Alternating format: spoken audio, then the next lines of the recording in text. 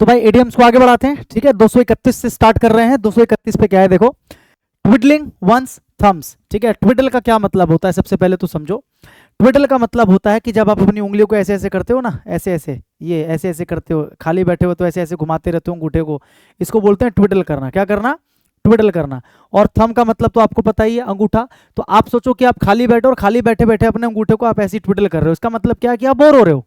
आप खाली बैठे और बैठे बैठे अपने अंगूठे को ऐसे करके क्या कर रहे हो, ट्विडल कर रहे हो, है ना। इसका मतलब क्या हो जाता है, इसका मतलब हो जाता है फीलिंग बोर्ड, फीलिंग बोर्ड। तो इसका आंसर क्या हो जाएगा, बी हो जाएगा, ठीक है। समझ गए बात को? ट्विडल का मतलब समझ में आ गया? ट्विडल का मतलब ऐसे अंगूठे को ऐसे हिलाते रहना। तो ट्विडल वंस थम्स का मतलब क्या होता है, फीलिंग बोर्ड, ठीक है, याद हो जाएगा। अगला, टू फैन द फ्लेम्स, ठीक है। फैन का मतलब क्या होता है, हवा करना। और फ्लेम का मतलब क्या होता है, चिंगारी, लपटें। आप सोचो कि अगर आग की लपटें हैं या चिंगारी है और आप उनको ऐसे करके फैन कर रहे हो, मतलब उसको हवा दे रहे हो, इसका मतलब आप क्या कर रहे हो, उस चिंगारी को या उस आग को भड़का रहे हो।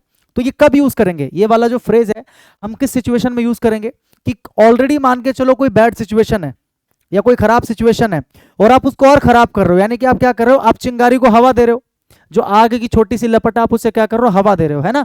तो इसका आंसर क्या हो जाएगा, टू रिजॉल्व द इशू नहीं, टू कॉल फॉर हेल्प नहीं, टू कूल द सिचुएशन नहीं, to make a bad situation worse, यानी कि किसी बुरी सिचुएशन को और बुरा कर देना। इसके लिए ऑलरेडी आपने एक इडियम याद किया है, to add fuel to the fire, to add fuel to the fire, ये आपने याद किया हुआ है। मतलब पहले से आग लगी है, उसमें आप अलग से क्या कर रहे हो, फ्यूल ऐड कर रहे हो। तो वही मीनिंग इसकी है और वही मीनिंग इसकी है, टू फैन द फ्लेम्स, यानी कि आग की लपटों को आप क्या कर रहे हो, फैन कर रहे हो, मतलब उसको हवा दे रहे हो, मतलब सिचुएशन को और बेकार बना रहे हो। अगला है टू फाइट, यानी कि लड़ना, टूथ एंड नेल, यानी कि सोचो आपकी किसी से लड़ाई हो रही है और आप लड़ाई कर रहे हो कैसे, अपने नाखूनों का और अपने दांत का इस्तेमाल करके। To fight tooth and nail, यानी कि अपने दांत का इस्तेमाल करके और अपने नाखून का इस्तेमाल करके पूरे दांत काट रहे हो, सामने वाले को पंजे मार रहे हो। इसका मतलब क्या होता है कि आप अपनी पूरी क्षमता, आप अपना पूरा जोर लगा रहे हो, आपके अंदर जितनी भी एनर्जी है, आपके अंदर जितनी भी जान है, आपने सब लगा दिया, है ना। तो उसको बोलते हैं to fight tooth and nail. तो क्या हो जाएगा, टू फाइट और compete with great ferocity and intensity, या to silently leave the scene नहीं, to keep the enemy guessing about the weapons used नहीं, टू यूज अनयूजुअल वेपन्स नहीं। इसका आंसर ये हो जाएगा टू फाइट और compete with great ferocity. Ferocity का मतलब क्या होता है, क्रोध, मतलब अत्यधिक क्रोध के साथ और इंटेंसिटी के साथ में जब आप क्या करते हो, लड़ाई को लड़ते हो, किसी फाइट को करते हो, तो उसे क्या बोलते हैं, to fight tooth and nail, है ना। और जरूरी नहीं है कि केवल आप फिजिकल फाइट के लिए ही इस इडियम को यूज करो।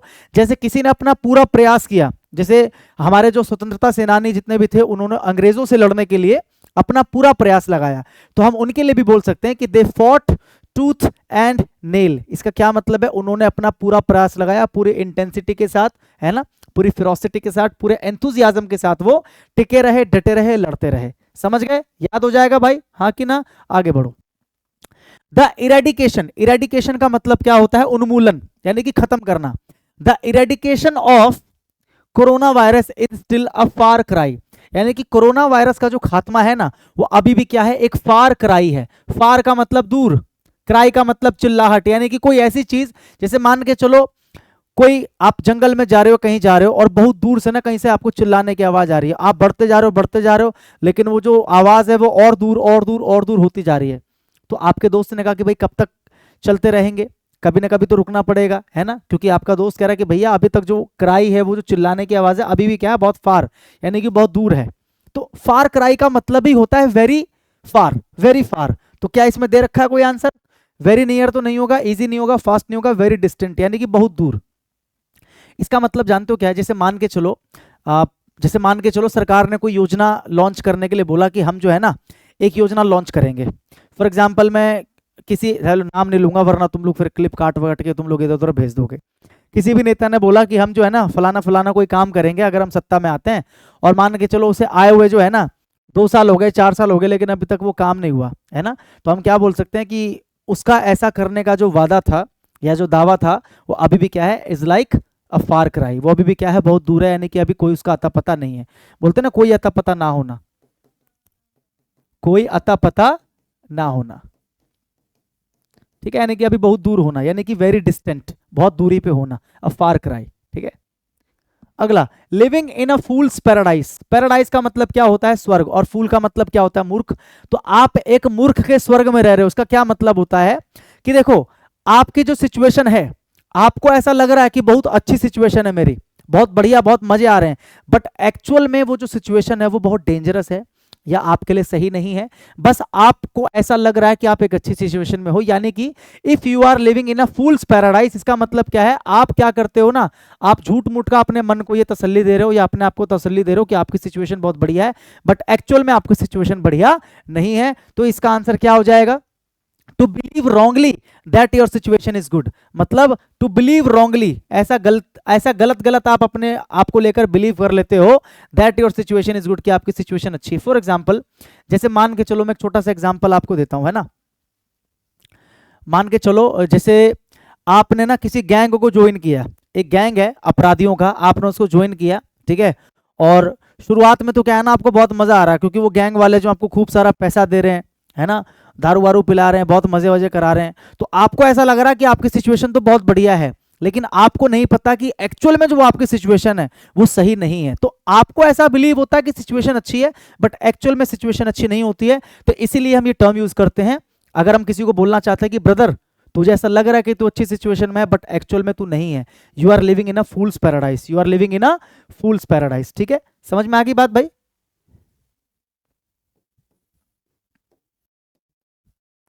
आगे बढ़े, अगला क्या है, रूल द रूस्ट। रूस्ट का मतलब क्या होता है, रूस्ट का मतलब समझ के चलो एक तरह का घोंसला होता है जहां पे कोई पक्षी रहता है, ठीक है। रूस्ट का मतलब क्या होता है, एक तरीके का घोंसला जहां पे कोई पक्षी रहता है, ठीक है। और रूल का मतलब क्या होता है, शासन करना। रूल का मतलब क्या होता है, शासन करना। अब सोचो ना, आपकी एक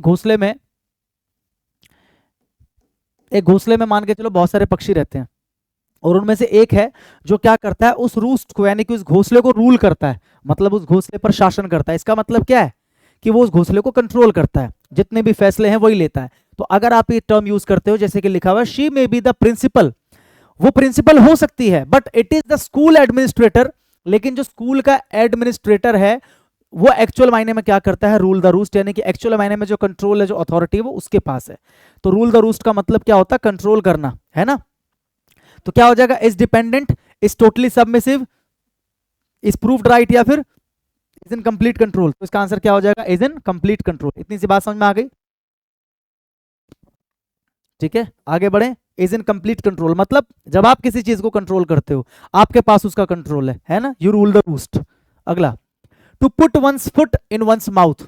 टू पुट का मतलब क्या होता है, डालना। वंस फुट यानी कि आप अपना पैर जो है किसी के मुंह में डाल दो तो बंदा एम्बेरस हो जाएगा कि नहीं हो जाएगा। मान के चलो आप सोए हो तो एक आदमी उधर की तरफ मुंह करके सोया, आप इधर की तरफ मुंह करके सोए हो, और आसपास बहुत सारे लोग बैठे हैं, और नींद में आप अपना पैर जो है ना उसको मुंह के अंदर डाल दो, ठीक है।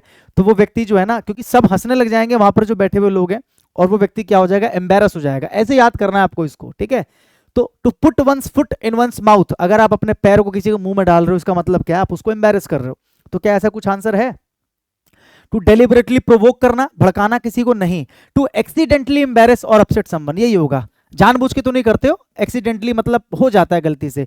टू एक्सीडेंटली एम्बेरस और अपसेट समवन, जब आप गलती से किसी को एम्बेरस कर देते हो या अपसेट कर देते हो, ठीक है। फॉर एग्जाम्पल, जैसे कि आप खड़े हो और कोई आपके पास आया और उसने आपकी कोई बचपन की ऐसी कहानी सुना दी जिसको सुन के आप एम्बेरस हो गए, तो उसने क्या किया, he put his foot in your mouth, he put his foot in your mouth, उसने अपना जो पैर है आपके मुंह के अंदर डाल दिया, यानी कि उसने आपको एम्बेरस कर दिया जाने अनजाने, ठीक है।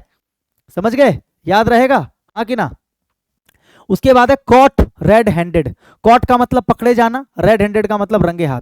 तो हिंदी क्या हो जाएगी, रंगे हाथ पकड़े जाना, रंगे हाथ पकड़े जाना। ये हम कब यूज करते हैं टर्म, ये टर्म हम लोग कब यूज करते हैं, जैसे मान के चलो कोई क्राइम करता हुआ पकड़ा गया। एक तो होता है कि हमने घर से उठा लिया, कहीं से उठा लिया अपराधी को, है ना। एक होता है कि जब कोई क्राइम कर रहा हो उसी समय उसको पकड़ लिया गया, तो उसको बोलते हैं रंगे हाथों पकड़े जाना, यानी कि क्राइम करते वक्त पकड़े जाना। तो क्या हो जाएगा, caught by someone wearing a red रिस्टमेंट, नहीं, caught in the act of doing something illegal, यही है। Caught in the act of, यानी कि उस एक्ट को करते समय, कुछ इलीगल आप काम कर रहे हो और उस काम को करते समय आप पकड़ा गए, तो उसको बोलते हैं रंगे हाथ पकड़े जाना, ठीक है। आ रही है बात समझ में, इसमें कोई डाउट तो नहीं है भाई, ठीक है। बढ़े आगे, अगला, wash your dirty linen in public. Linen का मतलब क्या होता है, लिनन का मतलब चादर भी होता है, ठीक है। लिनन का मतलब कई जगह पे वो भी होता है जो एक लुंगी टाइप का जो कपड़ा होता है जो पहनते हैं लोग, लुंगी जिसको बोलते हैं ना, उसको भी कहते हैं लिनन, या चादर को भी लिनन कहते हैं। अब सोचो आपके घर का जो डर्टी लिनन है, यानी कि जो गंदा कपड़ा है, उसे आप क्या कर रहे हो, बीच रोड पे ले गए पब्लिक के बीच में और उसको आपने धोना शुरू कर दिया। क्या मतलब है इसका, कि घर की जो पर्सनल और प्राइवेट बातें हैं उसको जब आप अननोन लोगों के सामने या बाहर वालों के सामने डिस्कस करना शुरू कर देते हो, है ना, तो उसके लिए एक इडियम होता है, wash one's dirty linen in public, यानी कि अपने घर की या अपनी पर्सनल बातों को या घर की बातों को दूसरों के सामने क्या करना, डिस्कस करना। तो क्या हो जाएगा, हैंग क्लोथ्स आउटसाइड नहीं, discuss private matters in front of others, यही इसका आंसर है। यानी कि आप अपने प्राइवेट मैटर्स को क्या कर रहे हो, पब्लिक के सामने डिस्कस कर रहे हो, है ना, यानी कि you are washing your dirty linen, आप अपने घर के गंदे कपड़ों को पब्लिक में जाके धो रहे हो, तो सबको पता चल जाएगा ना कि गंदा है ये, हाँ कि ना। ऐसे आप अपनी बातें सबके सामने डिस्कस करोगे तो सबको आपकी बातें पता चल जाएंगी, हाँ कि ना। अगला, Newton's work in the field of physics, कि फिजिक्स के क्षेत्र में न्यूटन का जो काम था, स्पीक्स वॉल्यूम, इसका मतलब क्या होता है, स्पीक वॉल्यूम का मतलब क्या होता है, to make something obvious, to make something obvious. क्या मतलब हुआ इसका, देखो मैं समझाता हूं। फॉर एग्जाम्पल, जैसे मान के चलो कोई अपनी बहुत तारीफ कर रहा है ना, कि मैंने ऐसा किया, मैंने वैसा किया, मैं ये किया वो किया, कोई उसकी बात को मान नहीं रहा है, लेकिन अचानक से सबने देखा कि एक मैगजीन के अंदर उसी व्यक्ति के बारे में जो अपनी बात बता रहा था ना, उसके बारे में बहुत बड़ा आर्टिकल छपा हुआ है और उसमें वो सारी बातें लिखी हुई है कि हाँ इस व्यक्ति ने इतना अच्छा अचीवमेंट किया, ऐसी ऐसी चीजें करी। तो अब आप क्या बोलोगे, यार ये बंदा सही बोल रहा था, ये जो मैगजीन है ना, इस मैगजीन का जो आर्टिकल है, speaks volume for him, this article speaks volume for him, यानी कि ये जो आर्टिकल है ना, ये क्या कर रहा है ना, उसके द्वारा बोली गई बातों को ऑब्वियस कर रहा है, मतलब जाहिर कर रहा है कि हाँ वो सही बोल रहा है। टू मेक समथिंग ऑब्वियस मतलब जाहिर करना, सही साबित करना, ऐसे कह सकते हो, सही साबित करना। क्या करना, सही साबित करना, सही साबित करना, ठीक है दोस्त। टू मेक समथिंग ऑब्वियस, तो क्या हो जाएगा इसका answer, conveys a great deal, ये इसका आंसर है। कन्वेज अ ग्रेट डील मतलब किसी के बारे में अच्छी बातें या बढ़ी हुई बातें या महान बातें कह सकते हो, ठीक है, उसको क्या करना, कन्वे करना। जैसे मान के चलो वो जो आर्टिकल जिसकी मैं बात कर रहा हूं, वो क्या कर रहा है, इस व्यक्ति के बारे में जो ग्रेट डील है, मतलब जो महानता की बातें, अच्छी बातें, उसे कन्वे कर रहा है, उसको बता रहा है। तो स्पीक वॉल्यूम का मतलब वही होता है कि किसी चीज को आप ऑब्वियस कर देते हो, क्लियर कर देते हो, है ना, उसको बोलते हैं स्पीक वॉल्यूम। याद कैसे रखोगे, कि बंदा नहीं बोल रहा कि मैंने ये किया, ये जो आर्टिकल है ये स्पीक यानी कि बोल रहा है, वॉल्यूम यानी कि तेज तेज बोल रहा है कि हाँ इसने ऐसा किया, इसने ऐसा किया, इसकी अचीवमेंट है। यानी कि इफ समथिंग स्पीक्स वॉल्यूम, अगर कोई चीज तुम्हारे बारे में बात करती है, मतलब कोई ऐसा काम है ना, कोई ऐसी न्यूज जो तुम्हारे बारे में बात करे, इसका मतलब वो तुम्हारे बारे में क्या कर रही है, कन्वे कर रही है, कोई मैसेज या कोई बात जो तुम बताना चाह रहे हो वही चीज वो बता रही है। समझ गए बात को, स्पीक वॉल्यूम कर रही है वो। टू रन अराउंड यानी कि इधर उधर भागना, like a headless chicken, headless यानी कि बिना सर का मुर्गा, ठीक है। जैसे एक मुर्गा है, उसका सर काट दो अगर आप, ठीक है, नहीं काटना चाहिए, बहुत बुरी बात होती है, लेकिन अगर सर काट दो तो सरकटा मुर्गा जो है इधर उधर मान के चलो भाग रहा है, तो क्या वो एक क्रम में भागेगा कि लाइन में भागेगा, नहीं ना, वो इधर उधर उधर उधर डिसऑर्डर में यानी कि उसके भागने का कोई क्रम नहीं होगा, हाँ कि ना। तो to run around like a headless chicken, ये तो वैसे भी याद हो जाएगा। एक हेडलेस चिकन है जिसके मतलब जिसके धड़ पे सर नहीं है, वो इधर उधर भाग रहा है, इसका मतलब क्या है कि सब कुछ क्या है, अस्त व्यस्त है, क्योंकि वो भागेगा तो अस्त व्यस्त चीजें, ठीक है, ऐसे याद हो जाएगा।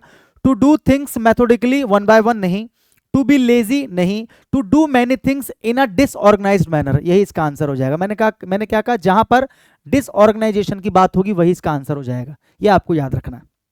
अगर वो हेडलेस चिकन इधर उधर भाग रहा है, मतलब उसकी जो सिचुएशन है या वो जो भाग रहा है वो डिसऑर्गेनाइज्ड है, ऑर्गेनाइज्ड होने का तो चांस ही नहीं है। तो अगर आप बहुत सारी चीजों को कर रहे हो लेकिन डिसऑर्गेनाइज्ड मैनर में, किसी भी चीज को आप ऑर्गेनाइज्ड मैनर में नहीं कर रहे हो, तो आपका मैनेजर आएगा, बोलेगा भाई देख तू काम तो बहुत कर रहा है लेकिन किसी भी चीज को ऑर्गेनाइज्ड मैनर में नहीं कर रहा है ना। यानी कि you are running like a headless chicken, you are running around like a headless chicken. मेरी बात समझ में आ रही है, करने को तूने ये भी कर दिया वो भी कर दिया, लेकिन तरीके से कौन करेगा, तरीके से तू नहीं कर रहा है, तू कैसे कर रहा है, डिसऑर्गेनाइज्ड मैनर में, ठीक है। यानी कि पहले तेरे को ये काम करना चाहिए था लेकिन पहले तूने ये कर दिया जिसका कोई फायदा ही नहीं है ना। समझ में आ रही है बात। अगला, to leave no stone unturned, to leave no stone unturned, unturn का मतलब मान के चलो आपका पैसा खो गया, ठीक है, आपका एक कोइन है, या फिर मान के चलो आपकी कोई अंगूठी है जो किसी आपके बड़े ही करीबी व्यक्ति ने आपको दी थी, ठीक है, समझ जाओ किसने दी थी, ठीक है, और आप कहीं गए, ठीक है, और आपने वो अंगूठी गिरा दी, और अब आप क्या करते हो ना, जाते हो और एक एक पत्थर को पलट पलट के देख रहे हो, टर्न कर करके, ये पत्थर टर्न किया, वो पत्थर टर्न किया, वो पत्थर टर्न किया, ठीक है। आप घर गए तो किसी ने आपसे पूछा भाई मिली अंगूठी, आपने बोला नहीं यार नहीं मिली, तो उसने बोला कि तूने मेहनत ही नहीं की होगी, तूने सही से खोजा ही नहीं होगा, तो आप क्या बोलते हो, I left no stone unturn, मतलब एक भी ऐसा पत्थर नहीं था वहां पे जिसको मैंने टर्न ना किया हो। आई लेफ्ट नो स्टोन, मैंने कोई पत्थर नहीं छोड़ा, अनटर्न्ड यानी जिसको मैंने टर्न करके ना देखा, यानी कि अपना पूरा प्रयास लगाया आपने। अगर आप किसी को बोल रहे हो कि I left no stone unturned, यानी कि मैंने सारे पत्थर पलट पलट के देखे, इसका मतलब सिंपल सा होता है कि आपने अपना भरसक प्रयास किया, आपने अपना पूरा प्रयास किया, आपने प्रयास में कोई कमी नहीं छोड़ी। तो क्या हो जाएगा, to turn everything upside down नहीं, to turn everything possible to solve a problem, to try everything possible to solve a problem, ये इसका आंसर है, ठीक है। टू ट्राई एवरीथिंग पॉसिबल मतलब जितनी भी चीजें पॉसिबल हैं आप सब ट्राई करते हो, क्या करने के लिए, किसी भी प्रॉब्लम को सॉल्व करने के लिए। Is that clear? अगला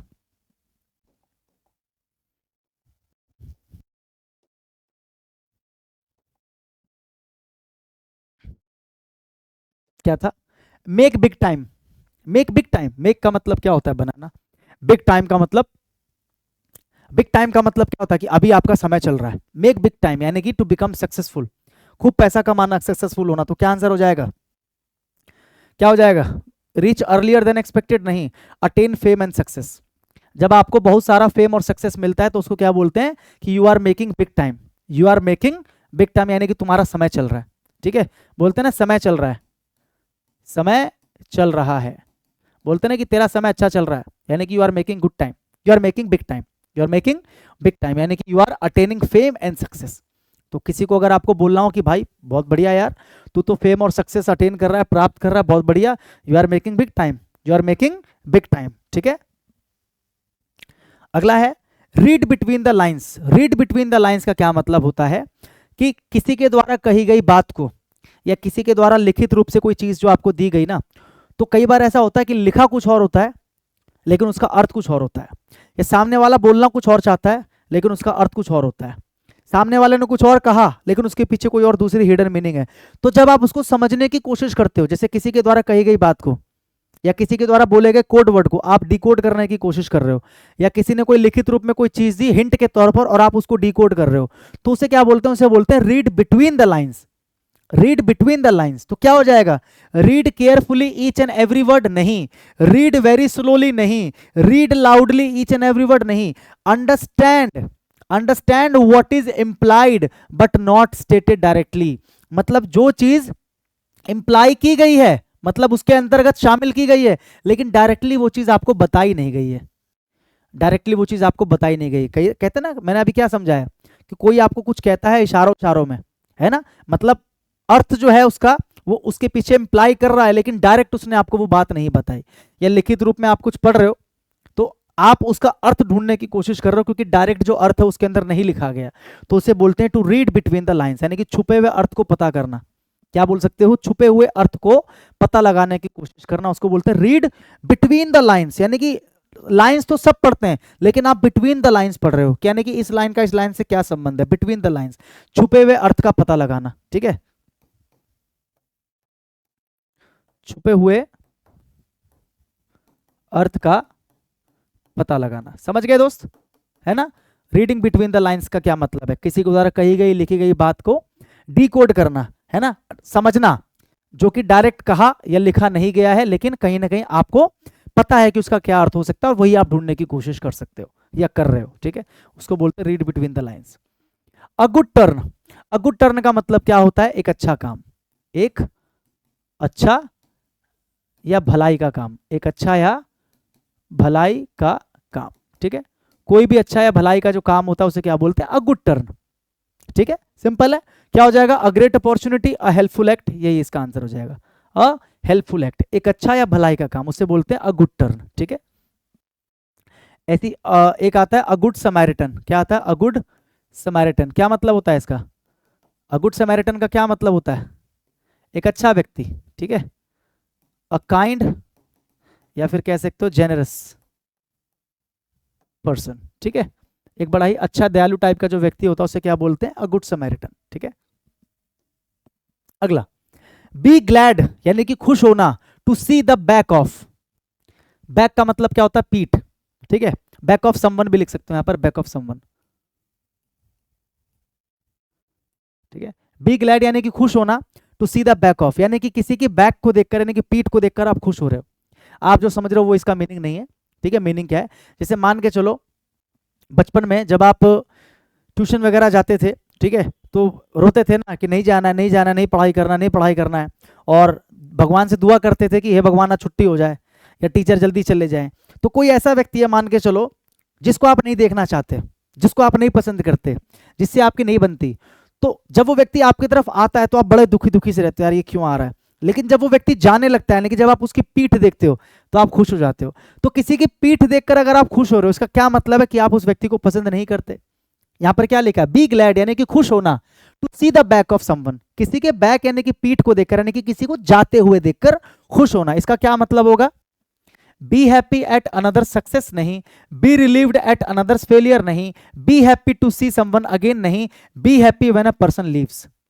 जब कोई व्यक्ति जाता है उसको जाते हुए देखकर आप खुश होते हो तो उसके लिए इडियम यूज किया जाता है be glad to see the back of, ठीक है। समझ में आ गया? यानी कि किसी व्यक्ति को जाते हुए देखकर खुश होना। बैक ऑफ देखना मतलब किसी का बैक देखकर खुश होना, इसका मतलब उसको जाते हुए देखकर खुश होना, ठीक है। जाएगा तभी तो बैक देखोगे, हाँ कि ना। Go back to the drawing board, ये शायद पहले भी आ चुका है, नहीं आया तो बताता हूं। Go back to the drawing board या go to the square one, ये आ चुका है पहले, हाँ। Go to the square one, ये आपको याद है मैंने बताया था, ठीक है। जैसे मैंने बोला था स्क्वायर वन है, ये स्क्वायर टू है, ये स्क्वायर थ्री है, ये स्क्वायर फोर है, और मैंने कहा था कि आपको स्टेप बाय स्टेप काम को करते हुए आगे बढ़ना है। और जब आप यहाँ पर आ गए, यहाँ पर आते तो फाइनल हो जाता, लेकिन जैसे आप यहाँ पर आए आपने गड़बड़ी कर दी, और फिर मैंने क्या बोला कि go to the square one, मतलब ये जो स्क्वायर वन है वापस इस पे जाओ, यानी कि शुरू से शुरू करो। तो go to the square one का मतलब होता है किसी काम को रीस्टार्ट करना, बिल्कुल शुरू से शुरू करना, वही मीनिंग इसकी है। Go back to the drawing board, इसका भी सेम मीनिंग है, किसी काम को शुरू से शुरू करना। Get started on a new job, एक नया जॉब शुरू करना, as the old one wasn't good, क्योंकि पुराना वाला जॉब अच्छा नहीं था, नहीं। Look back at your achievements and learn from them, मतलब अपने अचीवमेंट्स को देखकर उनसे सीखना, नहीं। विड्रॉ सपोर्ट टू समवन, किसी से सपोर्ट ले लेना वापस, नहीं। स्टार्ट प्लानिंग अगेन, मतलब किसी चीज को दोबारा से प्लान करना, बिकॉज क्योंकि अर्लियर प्लान्स फेल्ड, क्योंकि जो पहले का प्लान था वो फेल हो गया। जैसे ये था ना कि आप यहां तक आ गए, यहां तक आपने प्लान कर लिया, लेकिन यहां पे आके फेल हो गए, फिर वापस आपको वन पे जाना पड़ा। सेम मीनिंग इसका है कि कोई पुराना प्लान या कोई पुरानी योजना जो कि फेल हो गई, जिसकी वजह से आपको दोबारा से प्लान करना पड़ रहा है, फिर योजना बनानी पड़ रही है, तो यही इसका आंसर है। स्टार्ट प्लानिंग अगेन, दोबारा से प्लान करना शुरू करना, बिकॉज अर्लियर प्लान्स फेल्ड, क्योंकि पुराना प्लान क्या हो गया? फेल हो गया। गो बैक यानी कि वापस जाना टू द ड्रॉइंग बोर्ड, ठीक है। बात समझ में आ रही है? बोलो हाँ कि ना। अगला, प्रोवाइड अ ब्लूप्रिंट, ये आपने सुना होगा बहुत बार कि मुझे ना उस बिल्डिंग का ब्लूप्रिंट चाहिए, है ना, या मुझे इस प्लान का ब्लूप्रिंट चाहिए। तो ब्लूप्रिंट का क्या मतलब होता है? ब्लूप्रिंट का मतलब होता है जिसके अंदर डिटेल में उस चीज के बारे में आपको जानकारी दी जाती है। जैसे अगर मैं किसी से बोलता हूं कि मुझे इस बिल्डिंग का ब्लूप्रिंट चाहिए, तो वो क्या करेगा? वो मुझे बताएगा कि बिल्डिंग में कितने एंट्रेंस है, कितने एग्जिट है ना, कितने यहाँ पर एक लिफ्ट है, यहाँ पर एक लिफ्ट है, इसमें इतने फ्लोर है, इस वाले उसमें यहाँ पर इतने फ्लैट्स है। तो इसको बोलते हैं ब्लूप्रिंट प्रोवाइड करना। बेसमेंट में पार्किंग है, तो ब्लूप्रिंट का मतलब क्या होता है? सारी जानकारी उसके अंदर होती है। मैंने बोला कि यार ये एक योजना है, तू फटाफट से काम कर, मुझे इसका ब्लूप्रिंट दे दे। तो ब्लूप्रिंट का मतलब है कि उस योजना के बारे में या उस प्लान के बारे में सारी की सारी जानकारी उसमें शॉर्ट में लिखी होगी, उसको बोलते हैं ब्लूप्रिंट। ये याद रखो, ब्लूप्रिंट सुना होगा आपने। तो क्या हो जाएगा? Purpose, propose a plan of secret meeting, नहीं। सबमिट अ प्रिंटेड एप्लीकेशन, नहीं। गिव अ डिटेल्ड प्लान और स्कीम, जब आप डिटेल में किसी प्लान या स्कीम को देते हो या मांगते हो, ठीक है, गिव हटा दोगे, सिर्फ इतना याद रखो। और डिटेल्ड प्लान और स्कीम, इसी को बोलते हैं ब्लूप्रिंट। क्या बोलते हैं? ब्लूप्रिंट। सिंपल है, ठीक है। ब्लूप्रिंट का क्या मतलब होता है? डिटेल में कोई प्लान या कोई स्कीम, उसको बोलते हैं ब्लूप्रिंट, ठीक है। अगला, गेट वंस डक्स इन अ रो, डक्स का मतलब क्या होता है? बतख। तो अगर कोई किसी को बोलता है कि गेट योर डक्स इन अ रो, रो का मतलब होता है लाइन, पंक्ति, यानी कि तुम्हारे जो बत्तख है ना इधर उधर भाग रहे हैं, बत्तखों की रेस हो रही है, मान लो बत्तखों की रेस हो रही है, ठीक है, और एक आदमी के जो बत्तख है इधर उधर भाग रहे हैं, तो मैंने क्या बोला? Get your ducks in a row, यानी कि अपने जो बत्तख है ना उसे एक लाइन में ले आओ भाई, अपने बत्तखों को क्या ले आओ? एक लाइन में ले आओ, इधर उधर भाग रहे हैं तुम्हारे बत्तख जितने भी हैं, ठीक है। तो कहां ले आओ इसको? लाइन में ले आओ, है ना। इसका मतलब क्या है कि इनको ऑर्गेनाइज कर लो, डिसऑर्गेनाइज्ड हुए पड़े हैं ये, क्या कर लो इनको, ऑर्गेनाइज कर लो। तो क्या आंसर हो जाएगा, have everything improperly disorganise. Disorganise मत करो, अगर मैं बोल रहा हूं डक्स को रो में ले आओ, इसका मतलब है ऑर्गेनाइज कर लो। तो क्या हो जाएगा, हैव नथिंग नहीं, हैव एवरीथिंग मेजिली अरेंज नहीं, हैव एवरीथिंग प्रॉपरली ऑर्गेनाइज्ड। सारी चीजों को प्रॉपरली ऑर्गेनाइज करना। अगर कोई आपको बोलता है कि गेट योर डक्स इन अ रो, इसका मतलब ऑर्गेनाइज एवरीथिंग, सारी चीजों को अच्छे से क्या करो, ऑर्गेनाइज करो। ठीक है, अभी जो डिसऑर्गेनाइज्ड है उसे क्या कर लो, ऑर्गेनाइज कर लो। अगला, terrorist kill thousands of innocent people in cold blood. In cold blood का मतलब क्या होता है, बेरहमी से।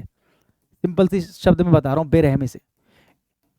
कई बार आपने सुना होगा ना कोल्ड ब्लडेड मर्डर, सुना होगा आपने, कोल्ड ब्लडेड मर्डर। इसका क्या मतलब है, ठंडे खून वाला मर्डर नहीं, बेरहमी से की गई हत्या। कोल्ड ब्लडेड मर्डर, बेरहमी से की गई हत्या, बेरहमी से की गई हत्या। ठीक है दोस्त, बेरहमी से की गई हत्या, इसको बोलते हैं cold blooded murder. All clear. तो क्या हो जाएगा बताओ, in mountainous areas by freezing to death, या एक्सीडेंटली या क्रूएली, यानी कि निर्दयता के साथ में, विदाउट एनी इमोशन, मतलब बिना किसी इमोशन के। कोल्ड ब्लडेड का मतलब होता है अगर आप किसी भी क्राइम को अंजाम देते हो कोल्ड ब्लडेड, इसका मतलब क्या कि आप पूरी बेरहमी से और बिना किसी इमोशन के उस क्राइम को कर रहे हो, यानी कि आपके अंदर कोई भी इमोशन नहीं है। ठीक है, आपका जो मन कर रहा है आप कर रहे हो, हाँ कि ना। अगला, अ सी चेंज। सी का मतलब क्या होता है, समुद्र। सी का मतलब क्या होता है, समुद्र। और समुद्र क्या होता है, बहुत बड़ा होता है। ठीक है, और चेंज का मतलब बदलाव, तो दोनों को मिला देंगे तो आंसर क्या निकल जाएगा, बड़ा बदलाव। आंसर क्या निकल जाएगा, एक बड़ा बदलाव। सी चेंज, एक बड़ा बदलाव, बहुत बड़ा डिसीजन। जैसे कि डीमोनेटाइजेशन, यानी कि जब 500 और 1000 के नोट जब बंद किए गए थे, तो वो जो बदलाव था, that was a sea change, वो एक बड़ा बदलाव था। तो कोई भी जो बड़ा बदलाव होता है उसे हम क्या बोलते हैं, अ सी चेंज। सी का मतलब समुद्र, और समुद्र क्या होता है, बड़ा। तो क्या हो जाएगा, कंप्लीट ट्रांसफॉर्मेशन, यानी कि पूर्ण तरीके से बदलाव। बड़ा बदलाव या कंप्लीट, बड़ा बदलाव या पूर्ण रूप से बदलाव, पूर्ण रूप से बदलाव। ठीक है, बात वही है, या तो बड़ा बदलाव या पूर्ण रूप से बदलाव। तो क्या बोलेंगे, कंप्लीट ट्रांसफॉर्मेशन, कंप्लीट ट्रांसफॉर्मेशन। अगला, to make both ends meet, बहुत ही प्यारा आइडियम है।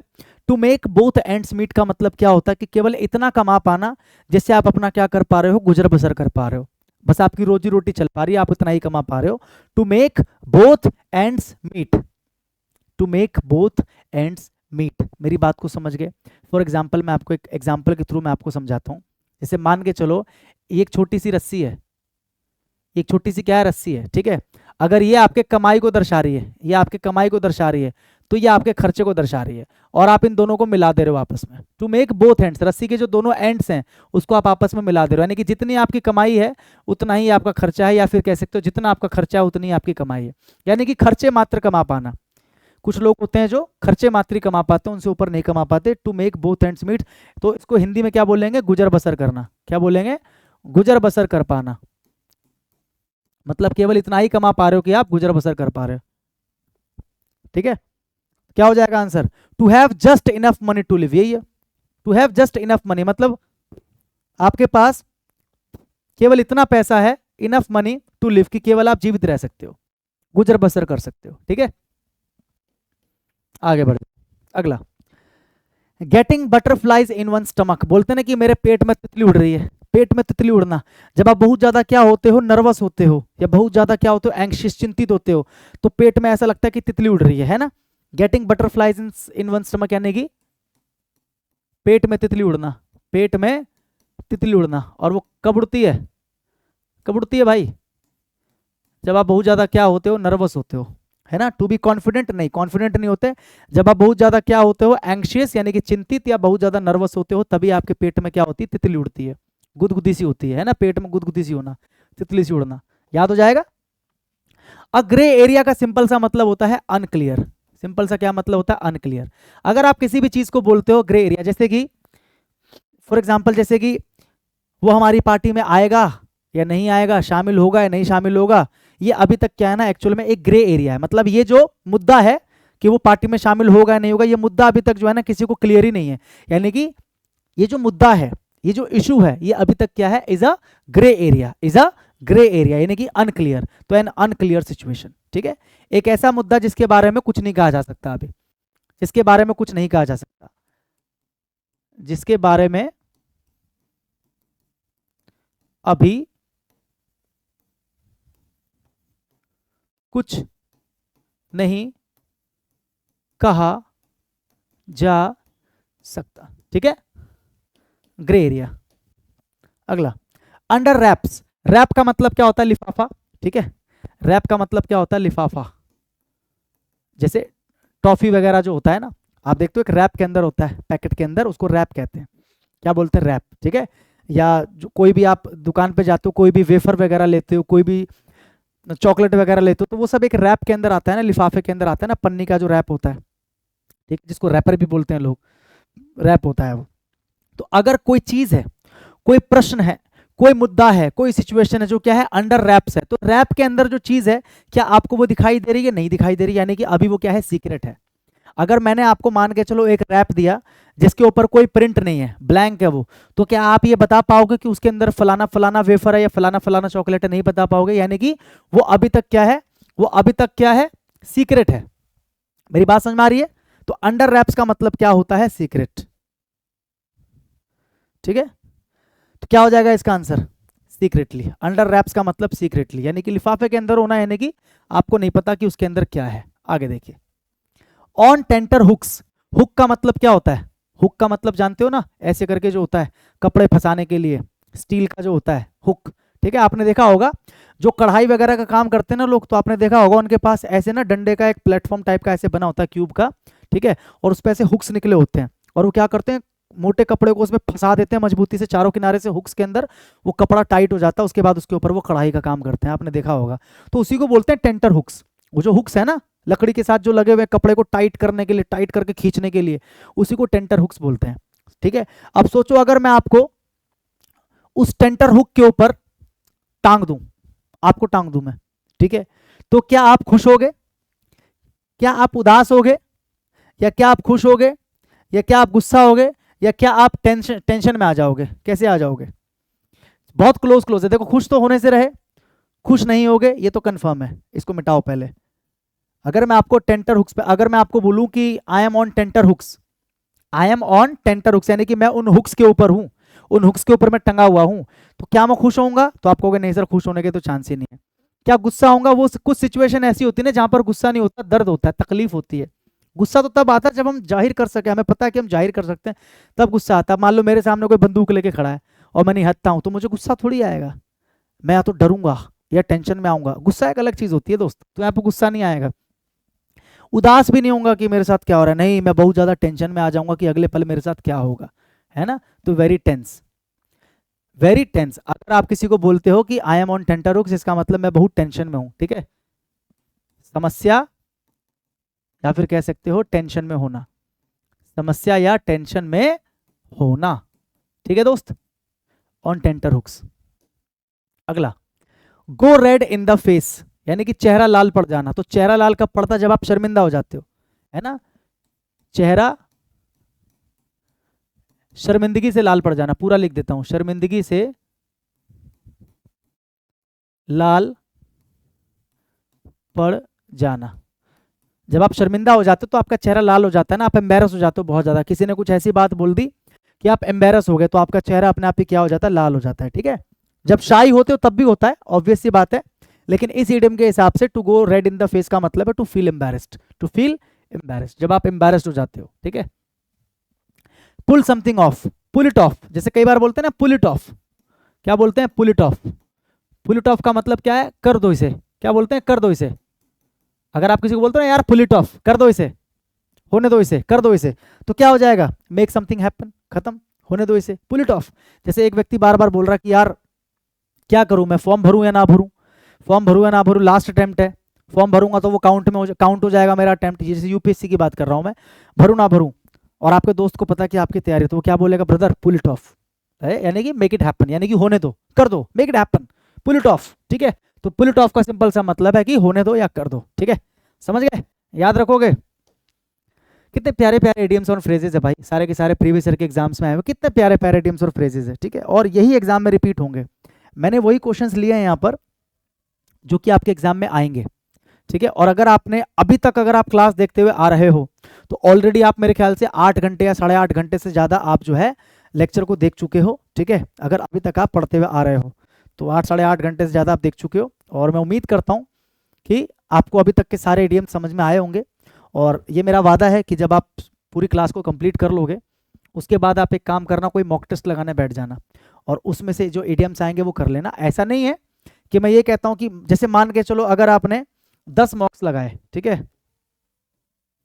अगर आपने 10 मॉक्स लगाए, 10 मॉक्स में कुल मिला के 20 इडियम्स आए, एक मॉक के अंदर में 2 मान के चल रहा हूँ, अगर 20 इडियम्स आए तो 20 में से मेरी गारंटी है कि 17 से 18 इडियम्स आपको आते होंगे। 17 से 18 इडियम्स आपको आते होंगे, मेरी गारंटी है। मैं ऐसे बातें काहे के लिए कर दूं कि नहीं पूरे 20 के 20 आएंगे। हो सकता है कि एग्जामिनर का मूड खराब हुआ, उसने कोई नया इडियम ऐड कर दिया, ऐसा होता है, ऐसा नहीं कि नहीं होता है। मैं ही बहुत सारे इडियम्स इस बार देख रहा हूं जो मैंने पहले कभी एग्जाम्स में नहीं देखे। मुझे पता है इसका मीनिंग, लेकिन मैंने पहले कभी एग्जाम्स में नहीं देखे, तो ऐसा हो सकता है। लेकिन ये भी एक बहुत बड़ी अचीवमेंट है कि एक क्लास करके अगर आप इतने कर पा रहे हो, 20 में से अगर आप 17-18 कर पा रहे हो तो एक बहुत बड़ी अचीवमेंट है। अब बात रही कि वो जो 2 हैं तो वो 2 नए हैं आपके लिए, तो उसको आप हैंड टू हैंड याद कर लेना, खत्म बात, सॉल्यूशन हर जगह है, ठीक है। अगला है गो टू द डॉग्स। मतलब सोचो आपकी ऐसी हालत हो गई कि रात में जो गली के कुत्ते हैं जो गली के कोने पे सोते हैं, आप उनके पास जाके सो रहे हो, मतलब उनके पास बैठने उठने की आपकी स्थिति हो गई है, यानी कि you went to dogs, you went to dogs, यानी कि आपकी हालत कुत्तों वाली हो गई है, ठीक है।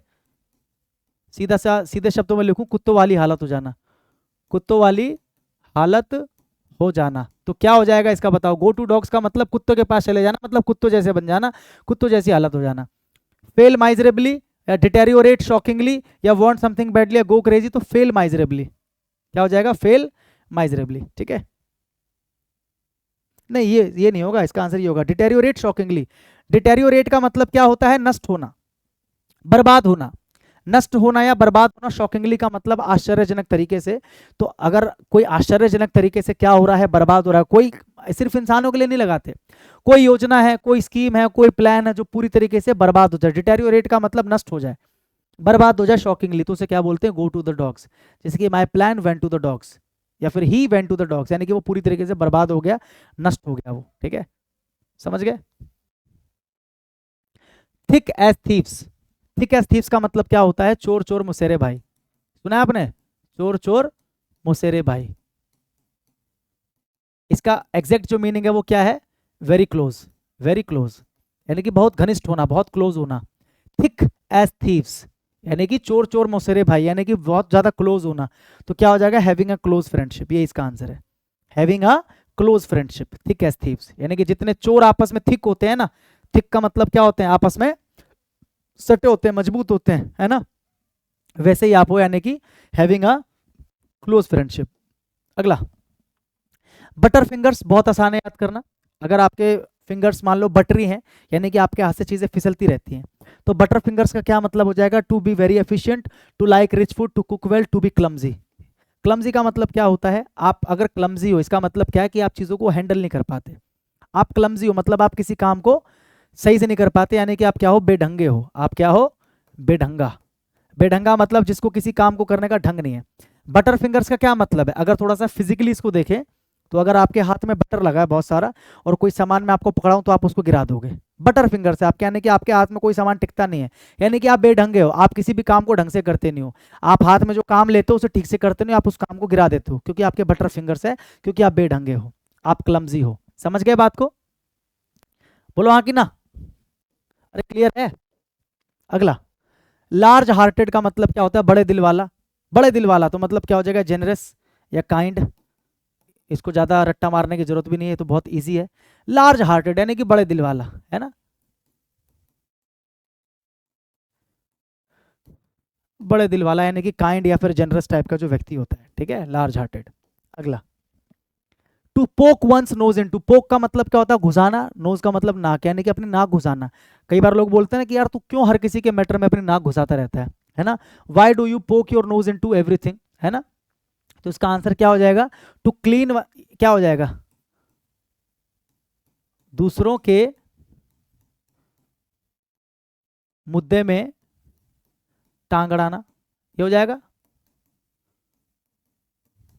है ना, दूसरे के मुद्दे में टांग अड़ाना। तो क्या हो जाएगा, to clean one's nose with a twig, to bury oneself in another's matter, या to insert something in another's nose, या to take interest in others affairs. ये हो जाएगा to take interest in others affairs. ठीक है, यानी कि दूसरों के काम में इंटरेस्ट लेना, दूसरों की बातों में इंटरेस्ट लेना। ठीक है, to take interest in others affairs यानी कि दूसरे के बातों में इंटरेस्ट लेना। दो लोग आपस में कुछ बात कर रहे हैं और ये जाके बीच में पूछने लगा, रहे उसके बाद क्या हुआ, यानी कि दूसरों के बात में इसको इंटरेस्ट, यानी कि he tries to poke his nose everywhere, यानी कि हर जगह अपनी नाक घुसाता है। ठीक है, हर मुद्दे में टांग अड़ाता है।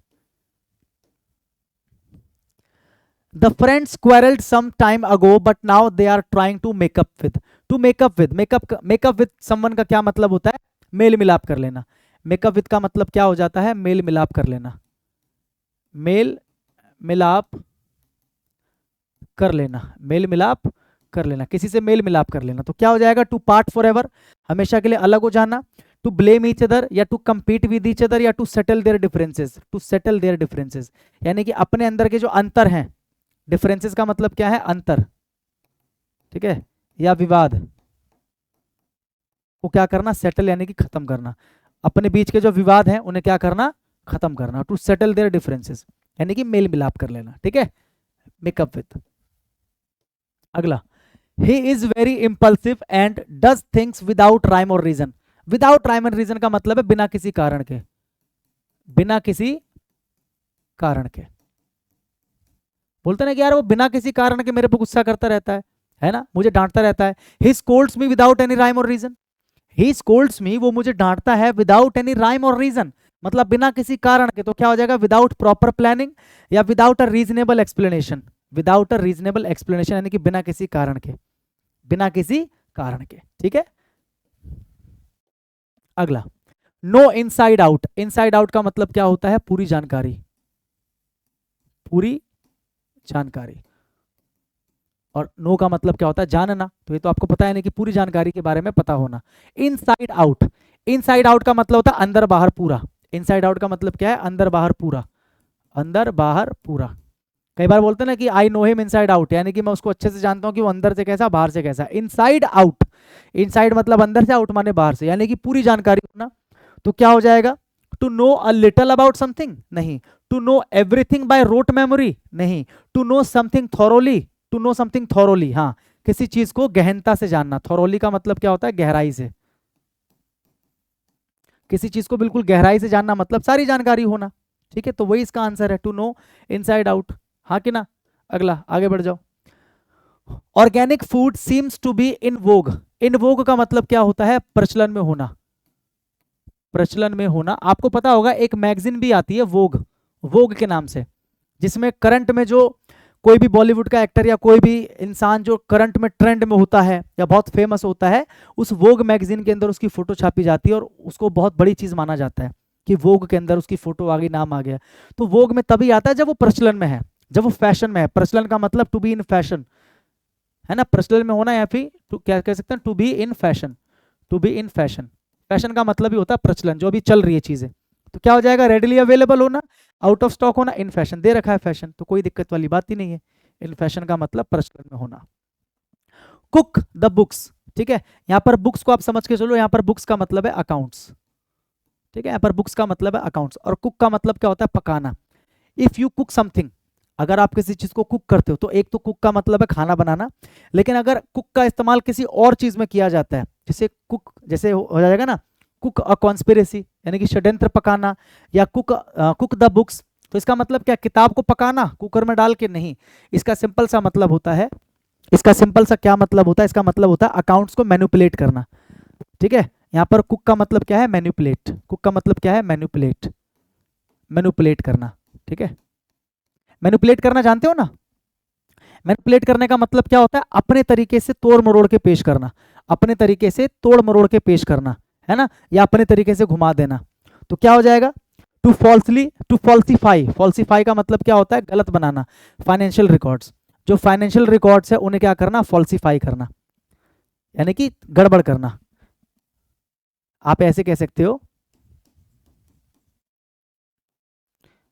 आप इसको ऐसे लिख सकते हो, अकाउंट्स में गड़बड़ी करना, अकाउंट्स में गड़बड़ी करना। बहुत सारे लोग करते हैं ना, बड़ी बड़ी कंपनीज में जो सीए होते हैं या वकील लोग होते हैं, वो क्या करते हैं, वो अकाउंट्स को मैनिपुलेट करते हैं, यानी कि they cook the books to falsify financial records. ठीक है, याद रहेगा। अ फायर इन समवंस बेली, यानी कि पेट में क्या होना, आग होना। अ फायर इन समवंस बेली, यानी कि अगर आपके पेट में आग है, इसका मतलब क्या होता है, किसी चीज की भूख होना, किसी चीज को पाने की भूख होना, किसी चीज को पाने की भूख होना। बोलते ना कि पेट में आग जल रही है मेरे, इसका मतलब क्या है कि मुझे इस चीज को पाने की भूख है, मेरे पेट में आग जल रही है। इसका मतलब क्या है, one who is energetic and enthusiastic about something, या one who is rich and powerful नहीं, one who comes from a middle class नहीं, one who continues to work without wanting a reward नहीं। ये इसका आंसर सूटेबल है। One who is energetic, जो energetic है और एंथुजियास्टिक है किसी चीज को पाने के लिए, अबाउट समथिंग, यानी कि उसके अंदर उस चीज की भूख है, किसी चीज की भूख होना, उसको पाने के लिए पूरी कोशिश करना, यानी कि to have fire in one's belly, यानी कि पेट में फायर है, मतलब पेट में उस चीज को पाने की भूख है। ठीक है, तो क्या हो जाएगा, one who is energetic and enthusiastic about something, किसी चीज को लेकर एंथुजियास्टिक या एनर्जेटिक होना। ठीक है, समझ में आ रहा है भाई, हाँ कि ना। अब ब्लेसिंग इन डिस्गाइज, डिस्गाइज का मतलब क्या होता है, डिस्गाइज का मतलब क्या होता है, भेष बदलना। डिस्गाइज का मतलब क्या होता है, भेष बदलना। और ब्लेसिंग का मतलब क्या होता है, आशीर्वाद। यानी कि कोई ऐसी चीज, समझ के चलो, कोई ऐसी चीज जो एक्चुअल में आपके लिए एक ब्लेसिंग है, लेकिन वो डिस्गाइज के रूप में है। इसका मतलब क्या है ना, कि जब आप उसको देख रहे हो तो वो शुरुआत में आपको बुरा लग रहा है, लेकिन एक्चुअल में आपके लिए वो ब्लेसिंग है। जैसे करेले का जो जूस होता है या नीम का जो जूस होता है, तो एक तरीके से देखने में या पीने में क्या लगता है आपको, बहुत बुरा है, बहुत बेकार है, लेकिन एक्चुअल में वो आपके लिए क्या, एक ब्लेसिंग है। तो वो जो करेले का या नीम का जो जूस है ना, वो एक तरीके से ब्लेसिंग इन डिस्गाइज है, यानी कि वो है ब्लेसिंग, लेकिन वो भेष बदलकर बुरे फॉर्म, मतलब भेष ऐसा लेके आए जैसे वो बुरा है, लेकिन एक्चुअल में वो अच्छा है। इसी को बोलते हैं ब्लेसिंग इन डिस्गाइज, यानी कि भेष बदलकर अच्छी चीज आना, है ना। जैसे आपके टीचर या आपके माता पिता आपको बहुत अच्छी अच्छी बातें समझाते हैं, डांटते हैं, तो आपको ऐसा लगता है कि यार डांट कितनी बुरी चीज है, क्यों डांटते हैं, इतना बुरा बुरा डांट देते हैं, लेकिन वो जो डांट है आपके लिए ब्लेसिंग है। देखने में बेकार जरूर लग रही है, लेकिन वो एक्चुअल में क्या है, ब्लेसिंग है, जो डिस्गाइज की फॉर्म में है, यानी कि भेष बदल कर आई है आपके पास। So something good that isn't recognised at first, मतलब कोई अच्छी चीज जिसको आप पहले पहले पहचान नहीं पाते, बाद में धीरे धीरे आप पहचान पाते हो। ठीक है, समझ गए, आ रही बात समझ में। तो इसको हिंदी में क्या बोलेंगे, छुपा हुआ वरदान। ठीक है, वरदान। अगला, निडल इन अ हेस्टैक। हेस्टैक का मतलब क्या होता है, भूसे का ढेर। हेस्टैक, हेस्टैक का मतलब है भूसे का ढेर। भूसे का ढेर मतलब भूसे का, मान के चलो बहुत बड़ा ढेर है भाई, और उसके अंदर अगर एक निडल डाल दूं मैं, एक सुई डाल दूं मैं, सुई, निडल मतलब सुई, तो क्या होगा, क्या आप उसको ढूंढ पाओगे। बोलते हैं ना कि भूसे के ढेर में सुई के बराबर है, मतलब तुम उस आदमी को ढूंढने की कोशिश कर रहे हो इतने बड़े देश के अंदर, 140 करोड़ की आबादी में तुम एक ऐसे व्यक्ति को ढूंढ रहे हो जिसकी शक्ल तुम्हें याद नहीं है, बस तुम्हें उसका नाम पता है कि राहुल है। इसका मतलब you are trying to find a needle in a haystack, haystack. You are trying to find a needle, यानी कि तुम एक सुई ढूंढने की कोशिश कर रहे हो भूसे के ढेर में, जो तुम्हें कभी नहीं मिलेगा। तो क्या हो जाएगा, someone having vast opportunities, someone in trouble, something impossible to find, something impossible to find, भूसे के ढेर में सुई के बराबर। ठीक है, यानी कि कोई ऐसी चीज जिसको ढूंढना क्या है मेरे दोस्त, मुश्किल है। अगला, रैंक एंड फाइल का मतलब क्या होता है, कॉमन पीपल। ठीक है, रैंक एंड फाइल का मतलब क्या होता है, कॉमन पीपल। समझ गए बात को, रैंक एंड फाइल का मतलब कॉमन पीपल, आम लोग जो होते हैं, क्या होते हैं, आम लोग। ये पहले आ चुका है मेरे को ऐसा लग रहा है, रैंक एंड फाइल आ चुका है शायद, हाँ आ चुका है। तो क्या हो जाएगा, ordinary workers in a company, कहीं के भी जो आम लोग होते हैं, ऑर्डिनरी लोग होते हैं, उसको जहां पर भी ऑर्डिनरी आ जाए, कॉमन आ जाए, तो वो उसका आंसर होता है। तो ये आ चुका है तो उसको नहीं लिखेंगे। ठीक है, my brother has decided to settle in London for good. For good का मतलब होता है हमेशा के लिए, हमेशा के लिए, फॉर गुड। फॉर गुड का मतलब है हमेशा के लिए, यानी कि फॉर एवर। ठीक है, याद रखना इसको, फॉर गुड मतलब फॉर एवर।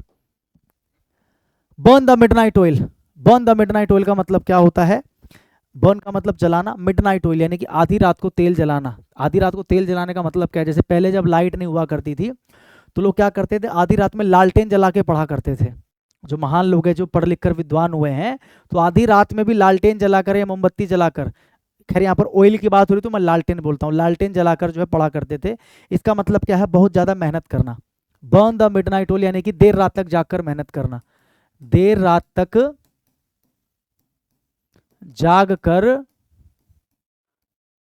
मेहनत करना, देर रात तक जाकर मेहनत करना। तो क्या हो जाएगा, burn things using oil, work many nights, work many nights यानी कि कई रात तक काम करना लगातार, या create problems in the night, या work late into the night. तो ये है देर रात तक काम करना। कई बच्चे इसी को आंसर लगा देंगे, वो नीचे पढ़ते ही नहीं है, सोचेंगे नाइट आ रहा है ना, work many nights at a stretch. At a stretch ये भी एक इडियम है, इसका मतलब होता है लगातार। एट अ स्ट्रेच का मतलब क्या होता है, लगातार यानी कि बिना रुके। एट यानी कि एट अ स्ट्रेच यानी कि एक ही बार में स्ट्रेच करते गए यानी कि लगातार। स्ट्रेच का मतलब खींचना, यानी कि किसी काम को जब आप लगातार कर रहे हो तो क्या बोलते हैं, एट अ स्ट्रेच।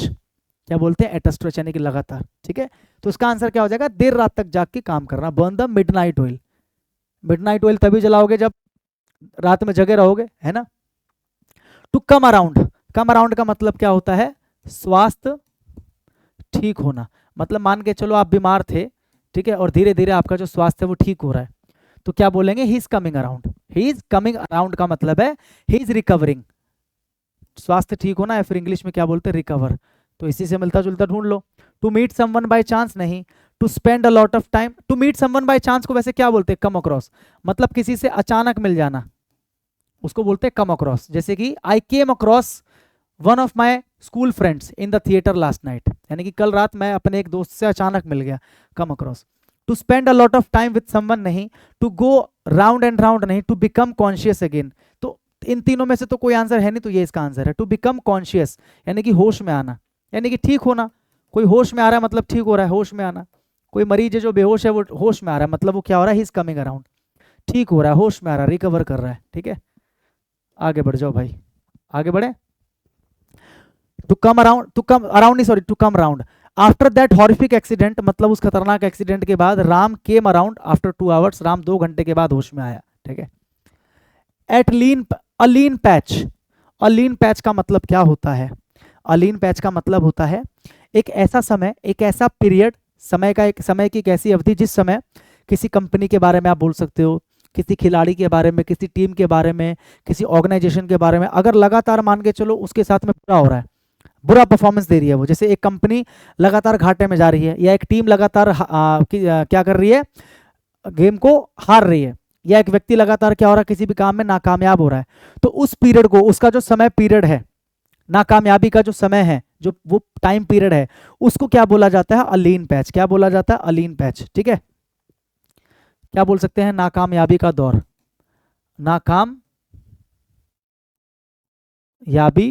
का दौर। ठीक है, यानी कि टाइम पीरियड ऐसा जिसके समय क्या हो, चीजें खराब चल रही हो, किसी व्यक्ति के लिए, कंपनी के लिए, ऑर्गेनाइजेशन, किसी के लिए भी। क्या हो जाएगा, cloth that is beginning to tear, a part of air that is thin, friendship that has ended, या a period of poor performance. ये हो जाएगा, मतलब एक ऐसा समय जिस समय किसी कंपनी या किसी इंसान या किसी ऑर्गेनाइजेशन की हालत खराब है। हालत क्या खराब है, याद कैसे रखोगे, लीन का मतलब क्या होता है, पतला होता है ना, नाजुक होता है। और पैच का मतलब क्या होता है, पैच, पैच का मतलब क्या होता है दोस्त, पैच का मतलब ऐसे तो चमड़ी भी, खाल भी होता है। एक पैच आपने देखा होगा, जो जिनके सर पे बाल नहीं होते हैं तो आजकल आपने देखा होगा हेयर पैच लगाते हैं वो, तो सोचो वो जो हेयर पैच है वो बहुत लीन है ना। लीन है यानी कि क्या है वो, उसकी जो क्वालिटी है वो क्या है, पुअर है, इससे रिलेटेड है तो आप याद कर सकते हो। उसकी उसकी जो पैच की जो परफॉर्मेंस होगी ओवरऑल, जो पैच का जो काम होगा वो क्या होगा, पुअर होगा, बेकार होगा। तो ऐसे भी आप उसको याद कर सकते हो, लीन पैच यानी कि पतला सा पैच, यानी कि उसका जो परफॉर्मेंस है वो खराब होगा। ठीक है, याद कर सकते हो, a period of poor performance. ठीक है, a lean patch, a period of poor performance. जैसे कि ऑलमोस्ट एवरी एस्पिरेंट, लगभग जितने भी एस्पिरेंट हैं, experience, almost every aspirant experiences a lean patch, मतलब वो एक ऐसे समय का सामना जरूर करता है जो नाकामयाबी से भरा हो, एट सम पॉइंट और अदर, मतलब अपने जीवन के किसी न किसी पॉइंट पे वो एक ऐसे दौर का सामना जरूर करता है जब उसके हाथ में केवल और केवल क्या लगी हो, नाकामयाबी लगी हो, या उसका परफॉर्मेंस लगातार बेकार रहा हो। ठीक है, अगला, of and on. Of and on का मतलब क्या होता है, कभी कभार। ऑफ एंड ऑन का मतलब क्या होता है, कभी कभार। ठीक है, क्या हो जाएगा, अगेन एंड अगेन, इसका मतलब तो होता है बार बार, तो ये तो हो नहीं सकता, इसका मतलब होता है बार बार।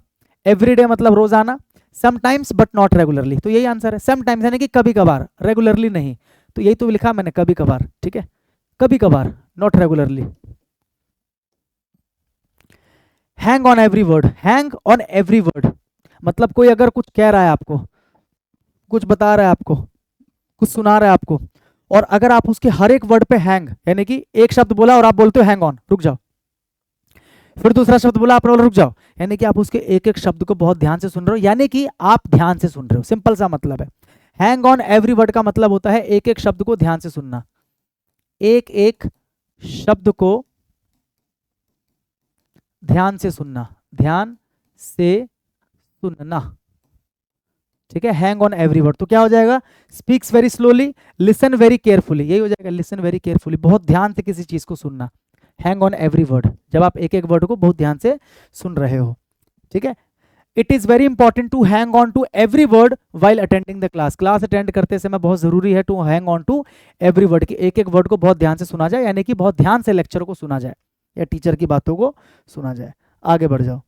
To fish in troubled water, मान के चलो एक झील है, ठीक है, एक झील है, उस झील के अंदर आपने जो है ना एक ऐसी दवाई डाल दी जिसकी वजह से मछलियों को ऑक्सीजन नहीं मिल पा रहा है, और वो ऑक्सीजन लेने के लिए ना मछली के ऊपर सतह पर आई, और उसी समय आपने क्या किया, आपने फिश किया, फिश का मतलब आपने मछली मारा। टू फिश का मतलब क्या होता है, मछली पकड़ना। आप मछली कहां पकड़ रहे हो, ट्रबल्ड वाटर में, यानी कि जिस पानी को पहले आपने ट्रबल में डाला, यानी कि जिस पानी में आपने दवाई डाल के उस पानी को आपने ट्रबल में लाया, और उस ट्रबल में आने के बाद जब मछलियां जब सतह पे आई तो आपने इजीली मछलियों को पकड़ लिया। यानी कि आपने क्या किया, आपने किसी की बेकार परिस्थिति का या किसी के कठिन समय का, किसी खराब सिचुएशन का आपने फायदा उठाया, है ना, खराब सिचुएशन का आपने क्या उठाया, फायदा उठाया, ठीक है। तो क्या हो जाएगा, बुरी परिस्थिति का लाभ उठाना, बुरी परिस्थिति का लाभ उठाना। जैसे कोई आपके पास मदद मांगने आया और आपने उसकी बुरी परिस्थिति देख के उसके पास जो भी था आपने वो भी उससे छीन लिया, है ना, तो उसको बोलते हैं कि you fish in troubled water, कि तुम क्या करते हो, किसी की बुरी परिस्थिति का लाभ उठाते हो। तो क्या हो जाएगा, to take advantage of a difficult situation, ठीक है, याद रख लोगे, हाँ कि ना।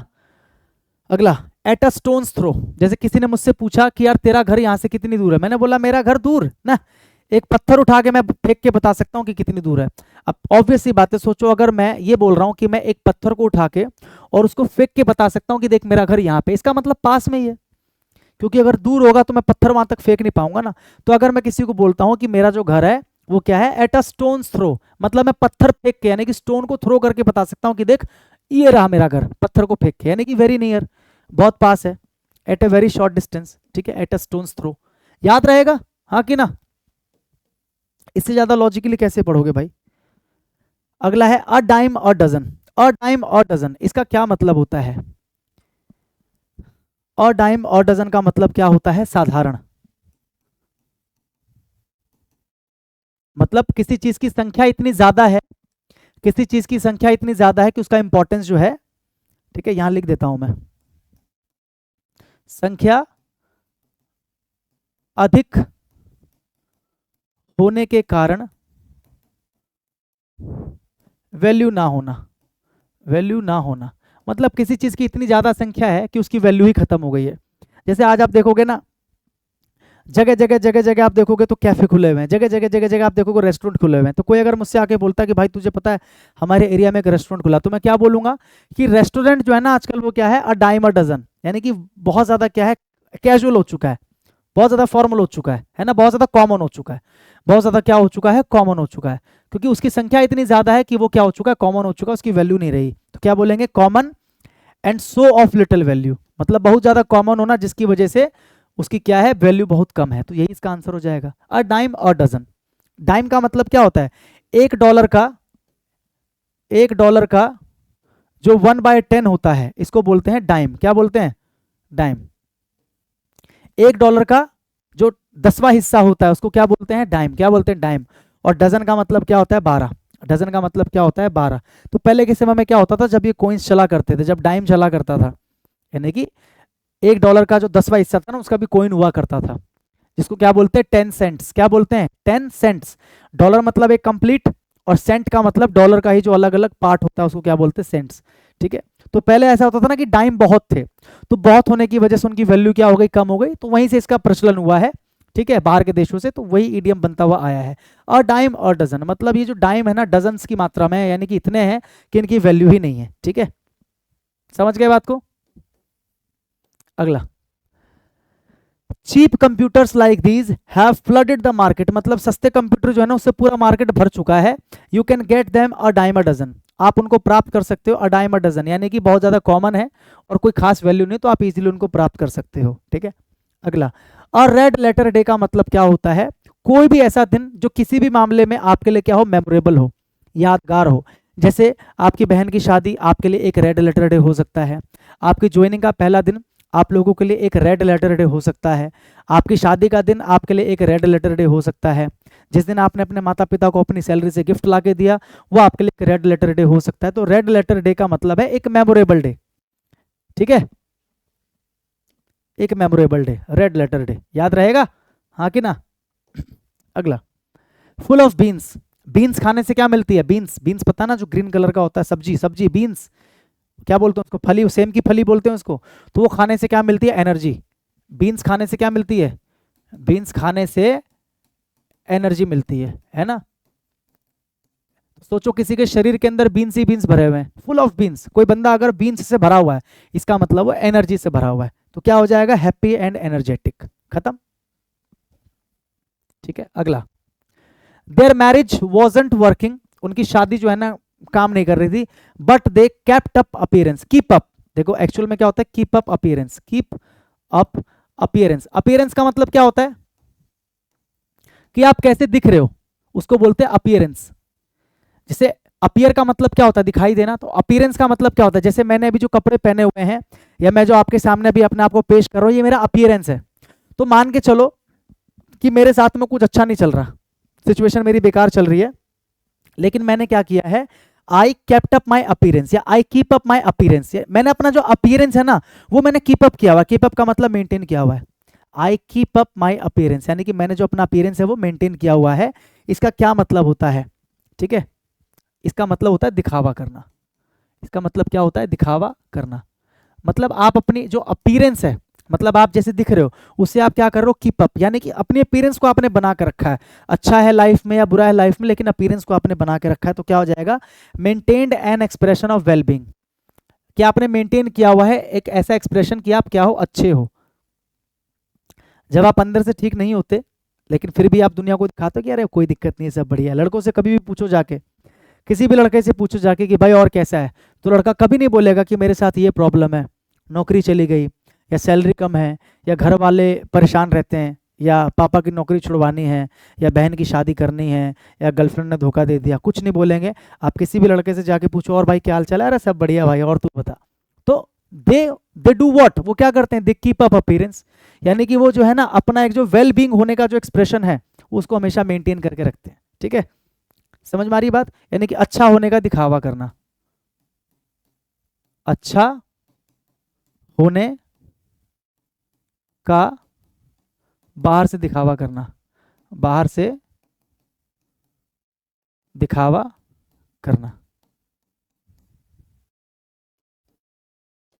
अगला, method to one's madness, method to one's madness, ये थोड़ा सा अच्छा आइडियम है और अजीबोगरीब भी है, इसको समझाता हूं, ध्यान से समझने की कोशिश करना।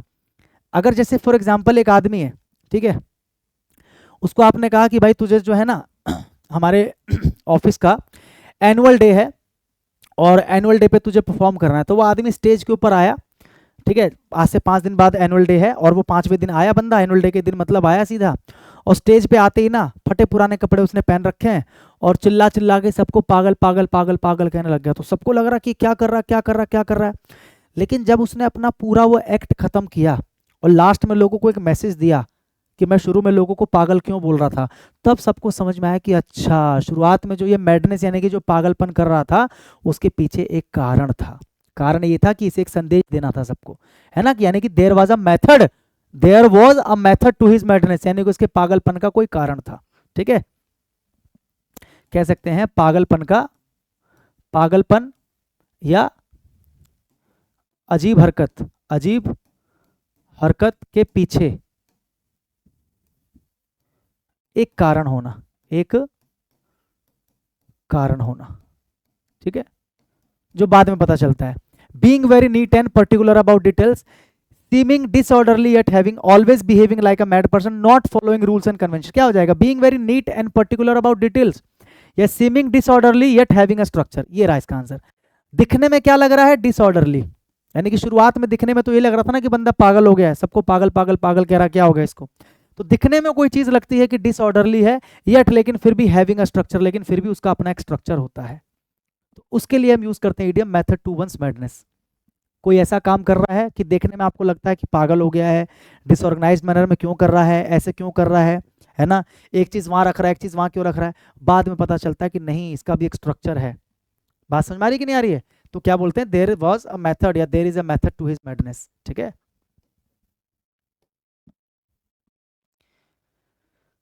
The way he completed the project, जिस तरीके से उसने प्रोजेक्ट को कंप्लीट किया, सीम्ड स्ट्रेंज, वो पहले देखने में अजीब लगा, but when we saw the outcome, लेकिन जब हमने उसका आउटकम देखा, रिजल्ट देखा, वी रियलाइज्ड, हमें महसूस हुआ दैट कि there was a method to the madness, कि मतलब उसके इस काम के पीछे, पागलपन के पीछे जो है ना, एक कारण था। शुरुआत में लगा अजीब है कि क्या हो रहा, क्यों हो रहा, क्यों ऐसा कर रहा है वो, बाद में पता चला कि उसके पीछे एक कारण था। ठीक है, get out of hand, get out of hand यानी कि हाथ से निकल जाना। क्या बोलते हैं? हाथ से निकल जाना। इसका मतलब क्या है? कंट्रोल ना रहना, कंट्रोल ना रहना। किसी चीज के ऊपर या व्यक्ति के ऊपर अगर आपका कंट्रोल नहीं है, तो आप क्या बोलते हो कि भाई लड़का मेरे हाथ से निकल गया है, यानी कि अब इसके ऊपर मेरा कंट्रोल नहीं है। तो क्या हो जाएगा? To get irritated, to become difficult to control, यही है, to become difficult to control. मतलब जिसको कंट्रोल करना अब क्या हो जाए, मुश्किल हो जाए। तो उसे हम क्या बोलते हैं कि अब तो ये जो मामला है, ये जो मुद्दा है, या ये जो बात है, ये अब क्या हो चुकी है? ये अब जा चुकी है आउट ऑफ हैंड। क्या जा चुकी है? Out of hand. Out of hand का मतलब क्या हो गया? कंट्रोल से बाहर, कंट्रोल से बाहर। ठीक है, यानी कि नियंत्रण से बाहर। अगला, not one's cup of tea. एक तो ये इसकी मीनिंग क्या होती है? बस की बात। क्या होती है? बस की बात। बोलते ना कि तेरे बस की बात नहीं है, this is not your cup of T, this is not your cup of T, है ना। एक मीनिंग क्या होती है? अगर मैं बोल रहा हूं not one's cup of tea, यानी कि not one's interest, not one's interest, not of someone's interest, यानी कि कोई ऐसी चीज जो किसी के इंटरेस्ट में नहीं है। मतलब मान के चलो कोई ऐसी चीज जिसमें मैं इंटरेस्टेड नहीं हूं, जैसे क्लब जाने की जो बात। यहाँ पे जो क्लास है थोड़ी सी रुक गई किसी प्रॉब्लम की वजह से। ठीक है, मैं आपको ये समझा रहा था 287 not one's cup of tea, इसका क्या मतलब होता है मैंने आपको समझाया। इसका मतलब क्या होता है? एक तो हम बोलते हैं बस की बात, जैसे हम किसी को बोलते हैं कि तुम्हारे बस की बात नहीं है, तो क्या बोलेंगे? This is not your cup of T, है ना। क्या बोलते हैं? बस की बात, बस की बात। ठीक है, या फिर कह सकते हैं नॉट इन समबडीज इंटरेस्ट, यानी कि किसी के इंटरेस्ट के बाहर की चीज है अगर कोई, है ना।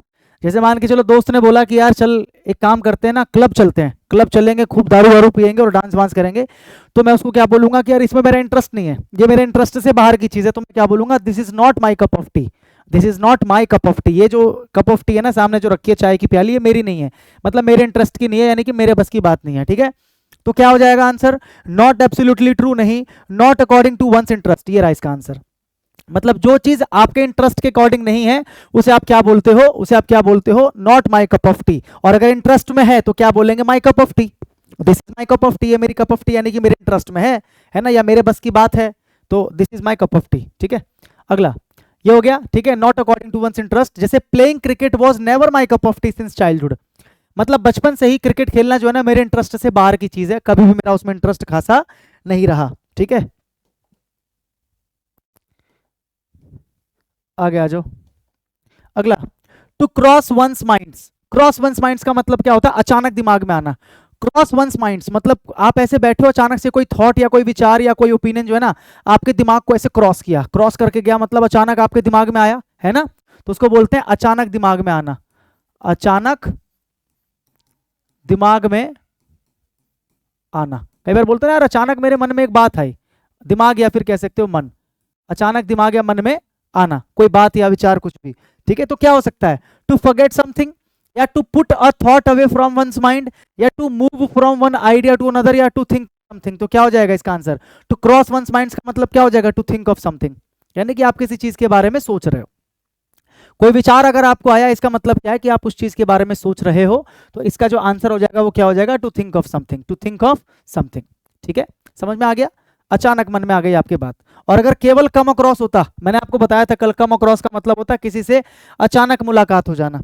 आगे देखिए, द एम्बेजलमेंट, एम्बेजलमेंट का मतलब क्या होता है? घोटाला, घोटाला या फिर कह सकते हो गड़बड़। ठीक है, घोटाला या गड़बड़। The embezzlement in the companies accounts, company के अकाउंट में जो घोटाला किया गया है, जो गड़बड़ की गई है, हैज कम टू लाइट, अब वो प्रकाश में आ गया है, उजागर हो गया है। कहते हैं ना उजागर हो जाना, क्या कहते हैं? उजागर हो जाना, उजागर हो जाना। मतलब अभी तक मान के चलो कोई चीज अंधेरे में थी, अब वो उजागर हो गई, तो उजागर हो गई मतलब लोगों ने उसको देख लिया, यानी कि लोगों को उसका पता चल गया। ठीक है, या फिर कह सकते हो सीधा सीधा रहस्य खुल जाना, क्या बोल सकते हो? रहस्य खुल जाना। ठीक है, उजागर हो जाना या फिर रहस्य खुल जाना। समझ गए बात को? कम टू लाइट, अगर किसी भी चीज को आप बोलते हो कि it has come to light, कि भैया ये प्रकाश में आ चुकी चीज, यानी कि सबने इसको देख लिया, यानी कि सबको पता चल गया, यानी कि सीक्रेट क्या हो गया? रिवील हो गया। सीक्रेट जो है रिवील हो गया, यानी कि has been revealed, has been revealed. ठीक है, रहस्य का उजागर हो गया, रहस्य खुल गया। ठीक है, समझ गए? इजी है। इन टाइम्स ऑफ इकोनॉमिक रिसेप्शन, यानी कि आर्थिक मंदी के दौर में, द डिमांड ऑफ गुड्स, चीजों का जो डिमांड है, इज ऑन द वेन।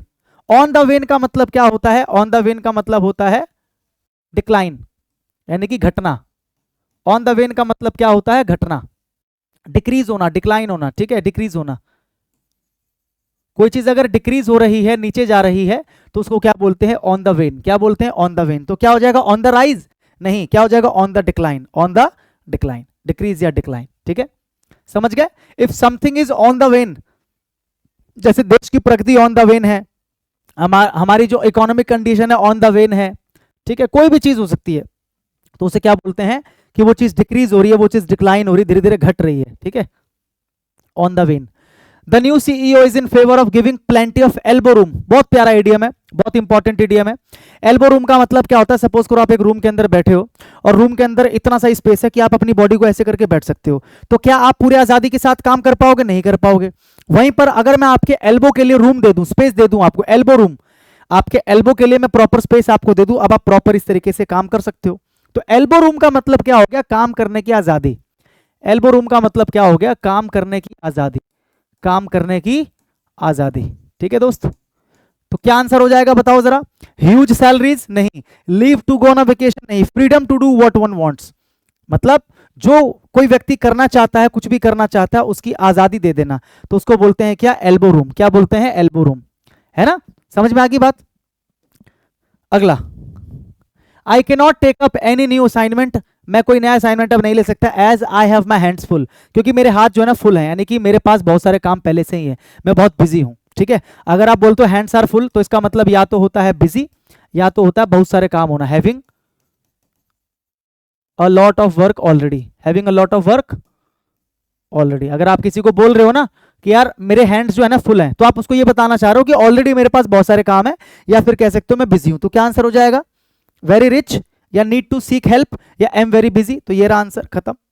ठीक है, अगर आपके हाथ फुल है काम से भाई, तो यानी कि आप बिजी हो, आपके पास बहुत सारे काम है करने के लिए। He runs for 2 hours eight a stretch, तो कल कह रहा हूं, आज ही की क्लास में मैंने आपको बताया था एट अ स्ट्रेच एक इडियम होता है। एट अ स्ट्रेच मतलब किसी चीज को लो और एक ही बार में उसको स्ट्रेच करो। एट अ स्ट्रेच मतलब एक ही बार में खींचो, रुकना नहीं है, खींचते रहो खींचते रहो। Eight a stretch, a stretch का मतलब ही है कि एक ही बार में खींचना, आपको स्ट्रेच करना है। तो एट अ स्ट्रेच का मतलब क्या होता है? लगातार, बिना रुके। एट अ स्ट्रेच का मतलब क्या होता है? लगातार या बिना रुके। तो क्या आंसर हो जाएगा? कॉन्टिन्यूसली। एट अ स्ट्रेच का मतलब लगातार, बिना रुके, तो आंसर क्या हो जाएगा? कॉन्टिन्यूसली। अगला, India's problems boils down to, boils down to का मतलब क्या होता है? Sum up to, sum up to. ठीक है, देखो बॉइल डाउन टू का मतलब क्या होता है? बॉइल्स डाउन टू का मतलब क्या होता है? सम अप टू, या फिर आसान भाषा में समझे, टू रिड्यूस और simplify something to the most basic या एसेंशियल या फंडामेंटल एलिमेंट। ठीक है, जैसे मान के चलो आप किसी के पास गए, आप बोल रहे हो यार मेरे जीवन में बहुत सारी समस्या है, मेरे को समझ नहीं आ रहा कि मैं इस टॉपिक को कहां से पढ़ूं, मैं उस टॉपिक को कहां से पढ़ूं, मैं तैयारी कहां से शुरू करूं, किस तरीके से सिलेबस फाइंड आउट करूं, किस तरीके से मैं किसकी क्लासेस लूं, बहुत सारी प्रॉब्लम है। तो किसी ने आपको बोला भाई देख तेरी जितने भी प्रॉब्लम्स है, सबसे पहले तो तुझे क्या करना पड़ेगा? You will have to, you will have to boil down your problems to, अब टू बॉइल डाउन टू अगर बोल दिया उसने, इसका मतलब क्या कि पहले अपनी प्रॉब्लम्स को क्या कर, सम अप कर। सम अप का मतलब क्या होता है, संक्षिप्त कर। संक्षिप्त करके मतलब दो तीन जो बेसिक चीजें हैं, जो एसेंशियल है, जो फंडामेंटल चीजें हैं, सबसे पहले उसकी बात कर। मतलब इतनी सारी जो प्रॉब्लम्स है उसकी बात ना करके सम अप कर दे उसको, सम अप मतलब उसको शॉर्ट कर दे, और जो बेसिक या फंडामेंटल चीज है पहले उसकी बात कर। तो वो क्या बोलेगा, बॉइल डाउन टू। जैसे देखो, डोंट कॉम्प्लिकेट योर गोल्स, अपने गोल्स को, स्ट्रेटजीज को कॉम्प्लिकेट मत करो। Boil them down to essential, मतलब जो एसेंशियल यानी कि जरूरी चीजें हैं ना, उस पर सम अप करो। मतलब पहले आप देखो कि जरूरी क्या है आपके लिए, बॉइल देम डाउन। तो क्या करो, व्हाट यू वांट पहली चीज ये है, और हाउ टू गेट देम। अपनी स्ट्रेटजी के अंदर दो चीज शामिल करो, या फिर गोल के अंदर सबसे पहले कि क्या तुम चाहते हो और उसको कैसे प्राप्त कर सकते हो। तो जो इतने सारे तुम्हारे दिमाग में डाउट है उसे क्या करो, बोल देम डाउन। बोल देम डाउन मतलब उन्हें सम अप करो, किन्हीं दो या तीन चीजों पर लाकर उनको रोक दो। ठीक है, सम अप करना। समझ गए क्या मीनिंग होती है? तो क्या आंसर हो जाएगा, सम्स अप टू। ठीक है, सम्स अप टू। आगे बढ़े, अगला ये तो हो गया, एग्जाम्पल था। The wedding preparations are on full swing, in full swing. In full swing का मतलब क्या होता है, पूरे जोर शोर पे, पूरे जोर शोर पर होना। जैसे मान लो कोई पार्टी हो रही है और मैं बोलता हूं कि पार्टी जो है ना वो फुल स्विंग में। स्विंग का मतलब क्या होता है, झूला। वो जो स्विंग होता है ना, ये वाला, इसको बोलते हैं स्विंग।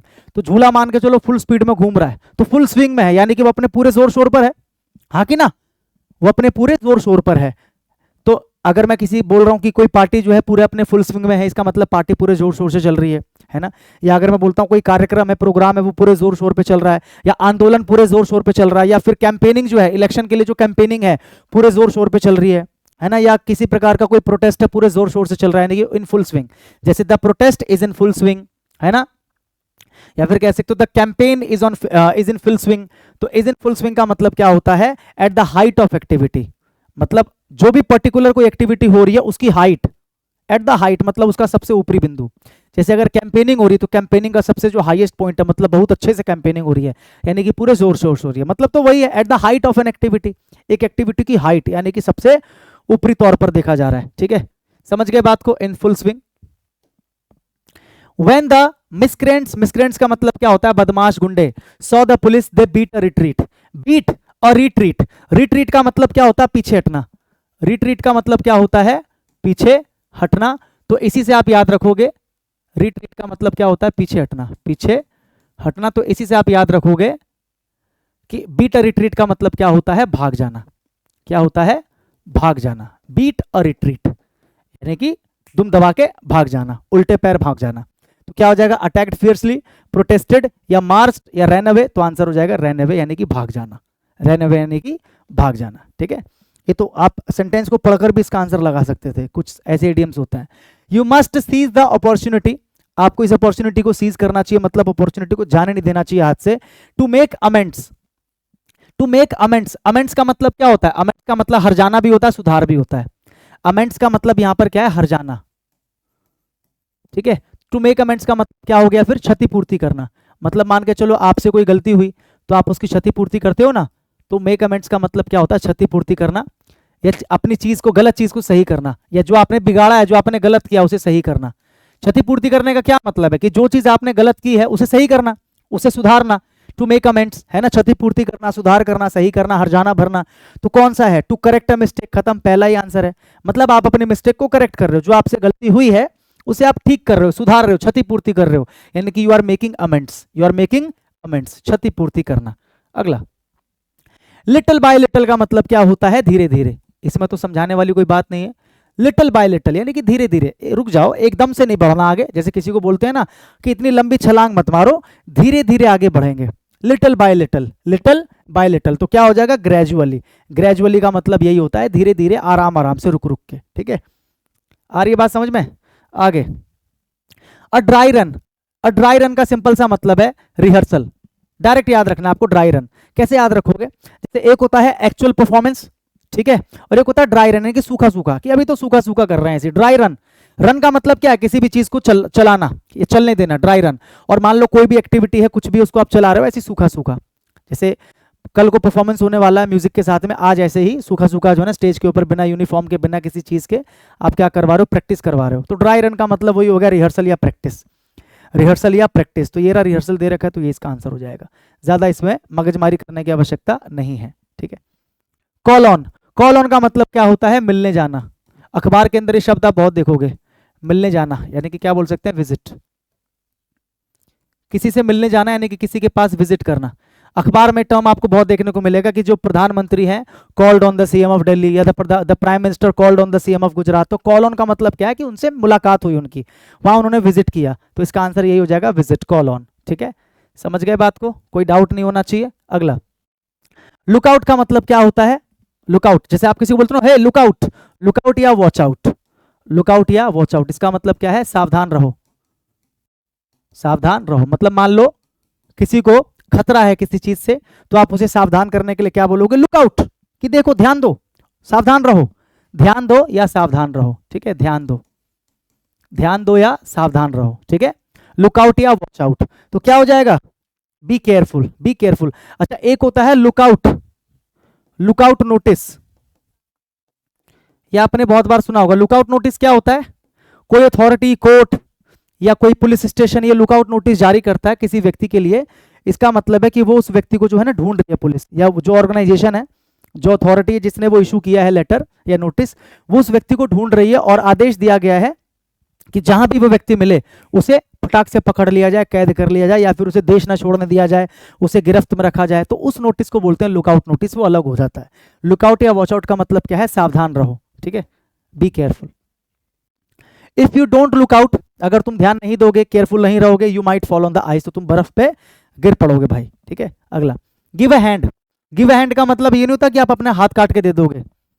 गिव अ हैंड का मतलब ये नहीं होता कि आप अपना जो है हाथ काट के दे दोगे।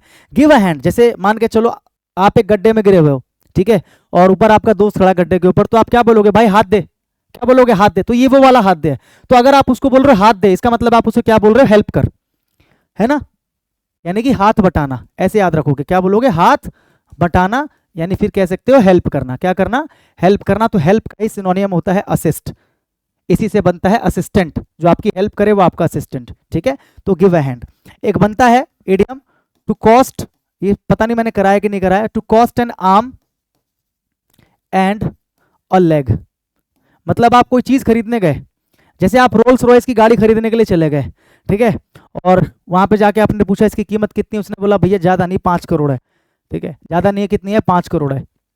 घर पे गए, पापा ने पूछा बेटा क्या हुआ, रोल्स रॉयस लेने गया था? नहीं पापा, मन नहीं किया। बोले सही से बता क्यों नहीं लिया? बोले पापा उसको लेने के लिए ना मुझे अपना एक हाथ और अपना एक पैर काट के देना पड़ता, यानी कि उसकी जो कीमत थी वो मुझे कॉस्ट कर रहा था, यानी कि उसकी कीमत मुझे पड़ रही थी। एन आर्म, यानी कि मेरा एक हाथ और मेरा एक पैर, ये काट के देता तो भी मुझे पूरा नहीं मिल पाता। यानी कि अगर किसी चीज की कीमत इतनी है कि आपको अपना एक हाथ एक पैर काट के देना पड़ रहा है, मतलब वो चीज क्या है? कॉस्टली। तो इसका आंसर क्या हो जाएगा? Very costly. इसका आंसर ही होता है very costly. Cost an arm and a leg का मतलब होता है वेरी कॉस्टली। कोई चीज जो बहुत महंगी है उसे बोलते हैं कि it costed N arm and a leg, ठीक है। एक याद किया आपने, ये समझ में आ गया? गिव अ हैंड मतलब हाथ बटाना, मदद करना। अगला है स्पीक वंस माइंड, मतलब मन की बात करना। स्पीक वंस माइंड यानी कि जो मन में है वो बोल देना, बात को छुपाना नहीं। स्पीक्स वंस माइंड, ठीक है, स्पीक वंस माइंड यानी कि मन की बात बोल देना, मन की बात बोल देना। आसान है याद करना भाई, इसमें कुछ ऐसा घुमाने वाली चीज तो नहीं है। स्पीक वंस माइंड यानी कि अपना माइंड में जितनी भी बातें हैं वो खोलकर सामने रख देना, अपने मन की बातें बता देना बिना छुपाए। तो क्या हो जाएगा? To put one's thoughts in writing नहीं, टू स्पीक विदाउट थिंकिंग, या to speak in an assembly, या to voice one's thoughts plainly, ये है। इसका आंसर ये नहीं है, बिना सोचे समझे बोलना नहीं है, वो अलग चीज हो जाती है। टू स्पीक्स वंस थॉट्स यानी कि अपने विचार को बोल देना, अपने विचार को बाहर निकालना प्लेनली, जो है जैसा है वैसे ही, बिना घुमाए फिराए। प्लेनली का मतलब सीधा सीधा, बिना घुमाए फिराए, बिना तोड़ मरोड़ के, जो है अपने मन में वो सीधा सीधा बोल देना, ठीक है, मन की बात बोल देना, तो उसको बोलते हैं स्पीक्स वंस माइंड्स, ठीक है। एक होता है to wear one's heart on one's sleeves. बहुत प्यारा आइडियम है, क्या मीनिंग होगा इसका बताओ? टू वेयर वंस हार्ट यानी कि अपना जो हार्ट है आप निकाल के कहां पहन रहे हो? आपका जो क्या है? स्लीव्स है, शर्ट का जो स्लीव्स होता है, आप यहां पे अपना हार्ट पहन रहे हो। इसका क्या मतलब होगा?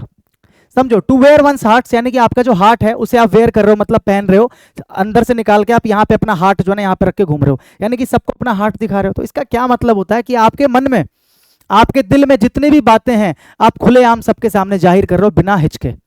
आपके दिल में जितनी भी बातें हैं, टू वेयर वंस हार्ट्स और वन स्लीव्स का क्या मतलब हो जाएगा? To show one's feelings to everyone, मतलब सबको आप अपनी जो फीलिंग्स हैं, इनर फीलिंग्स, क्योंकि फीलिंग्स कहाँ होती है? हार्ट में। तो अपनी फीलिंग्स जो है सबको आप दिखा रहे हो, यानी कि you if you wear your heart on the sleeves, अगर आप अपने हार्ट को स्लीव्स पे पहनते हो मतलब आप अपनी जो फीलिंग है वो सबको बताते हो, अपनी जो फीलिंग है वो सबको बताते हो। ठीक है, बात समझ में आ रही है? बोलो हाँ कि ना। आगे बढ़ जाए, एक याद किया ऐसे आपने, आगे बढ़ो। Speak one's mind to voice one's thoughts. Ravi very shy, Ravi बहुत शर्मीला है, so he does not speak his mind, तो अपने मन की बातें खुलकर बोलता नहीं है वो। ठीक है, अगला, green from year two year. Green का मतलब क्या होता है? ग्रिन का मतलब होता है जैसे दांत दिखा के ऐसे मुस्कुराना है, अरे क्या, अरे बड़ा मजा आ रहा है, ये वो। दांत दिखा के क्या बोलते हैं? खीसे नहीं फोड़ना, है ना। दांत दिखा के हंसना, पूरी तरीके से स्माइल करना, उसको बोलते हैं ग्रिन करना। ठीक है, दांत दिखा के स्माइल करना, दांत दिखाकर स्माइल करना, उसको बोलते हैं ग्रिन। अब आप क्या कर रहे हो ना, ईयर टू ईयर, मतलब एक के पास जा रहे हो, उसके कान में दांत दिखा के स्माइल कर रहे हो और कुछ बता रहे हो, अरे तुझे पता है मेरा सिलेक्शन हो गया, फिर दूसरी जगह, अरे तुझे पता है मेरा सिलेक्शन, सबके कान में। तो इसका मतलब क्या? आप बहुत खुश हो भाई। इसका मतलब क्या कि आप बहुत खुश हो, एक्सट्रीमली हैप्पी। इसका आंसर जो होता है वो क्या होता है? Extremely happy. जब आप बहुत ज्यादा खुश होते हो तभी ऐसा काम करते हो कि आप सबके कान के पास जाके दांत दिखा के क्या करते हो? अपनी बात बताते हो। तो क्या हो जाएगा? To smile a lot because of, to make fun, ये रहा, to smile a lot because of happiness. बहुत ज्यादा खुशी के कारण जब आप स्माइल करते हो बहुत ज्यादा, तो उसको बोलते हैं green from year two year. ठीक है, अगला, वंस बिटन ट्वाइस शाय। इसको क्या बोलते हैं? हिंदी में आपने सुना होगा, दूध का जला, दूध का जला छाछ भी फूंक कर पीता है, फूंक कर पीता है। इसका क्या मतलब है?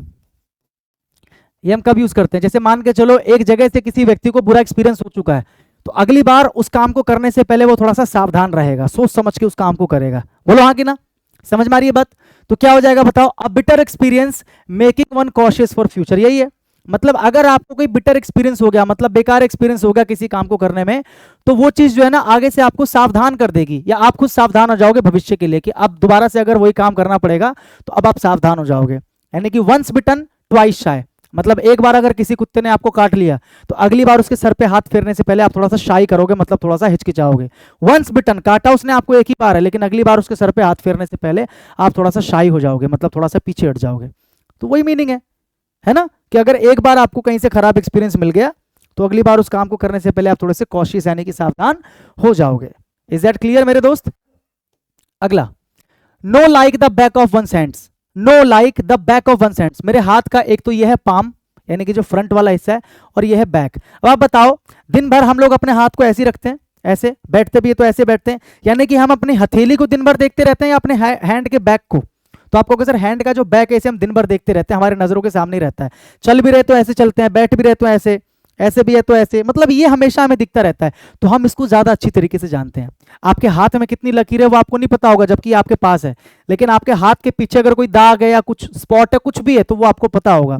तो अगर आप किसी को बोल रहे हो कि मैं इस बात को ऐसे जानता हूं जैसे कि मैं अपने हाथ के पिछले हिस्से को, यानी कि मैं अच्छी तरीके से जानता हूं, जैसे मैं अपने हाथ के पिछले हिस्से को अच्छी तरीके से जानता हूं, ऐसे मैं बिल्कुल डिटेल में किसी चीज को जानता हूं, तो बोलते हैं कि I know this situation like the back of my hand. मतलब जैसे मैं अपने हैंड के बैक वाले साइड को जानता हूं ना, ऐसी मैं सिचुएशन को जानता हूं, यानी कि मैं कंप्लीट डिटेल जानता हूं उसके बारे में। ठीक है, to know the complete detail, किसी के कंप्लीट डिटेल को जानना। ठीक है, तो क्या हो जाएगा? To have a detailed knowledge of something, ये रहा, to have a detailed knowledge of something. याद हो जाएगा? बोलो हाँ कि ना।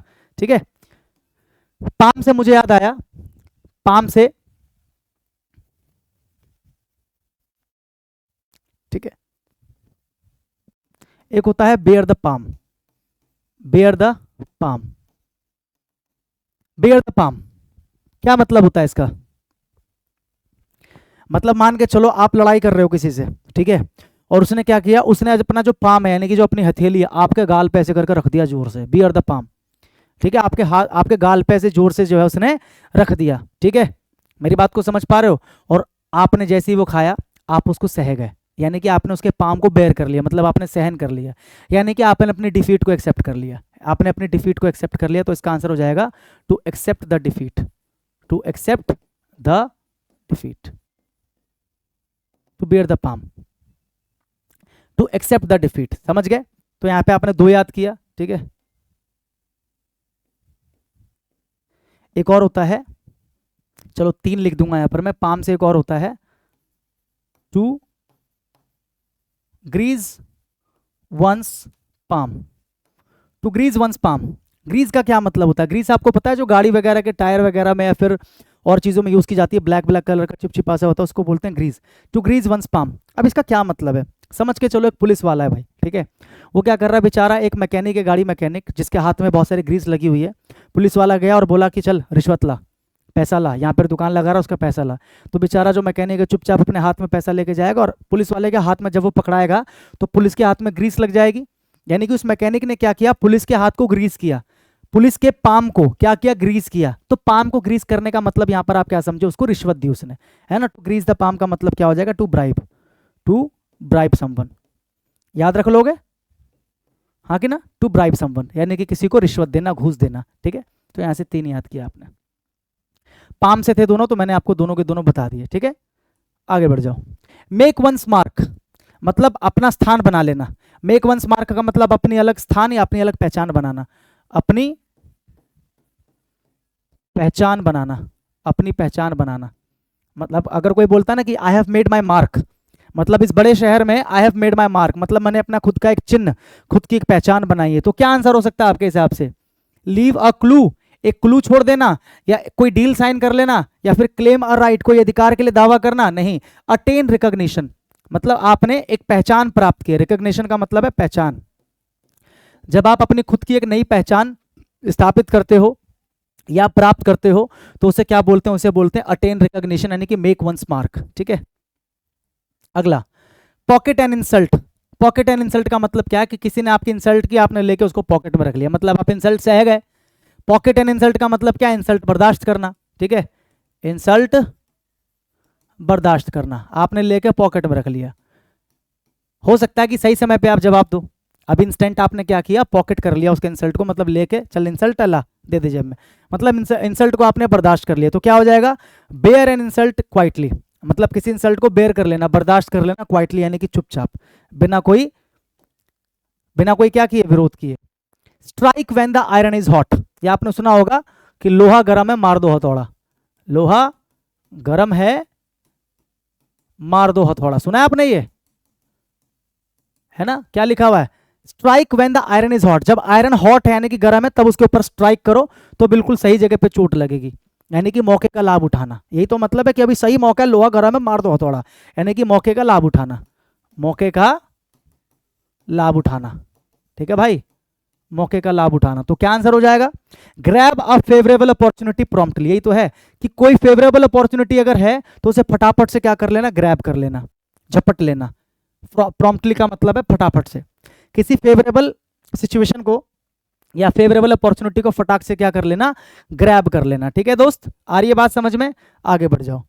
किथ एंड किन का मतलब क्या होता है, सगे संबंधी, मतलब आपके जो परिवार के अपने जो लोग होते हैं ना उसको बोलते हैं सगे संबंधी, किथ एंड किन, सिंपल है।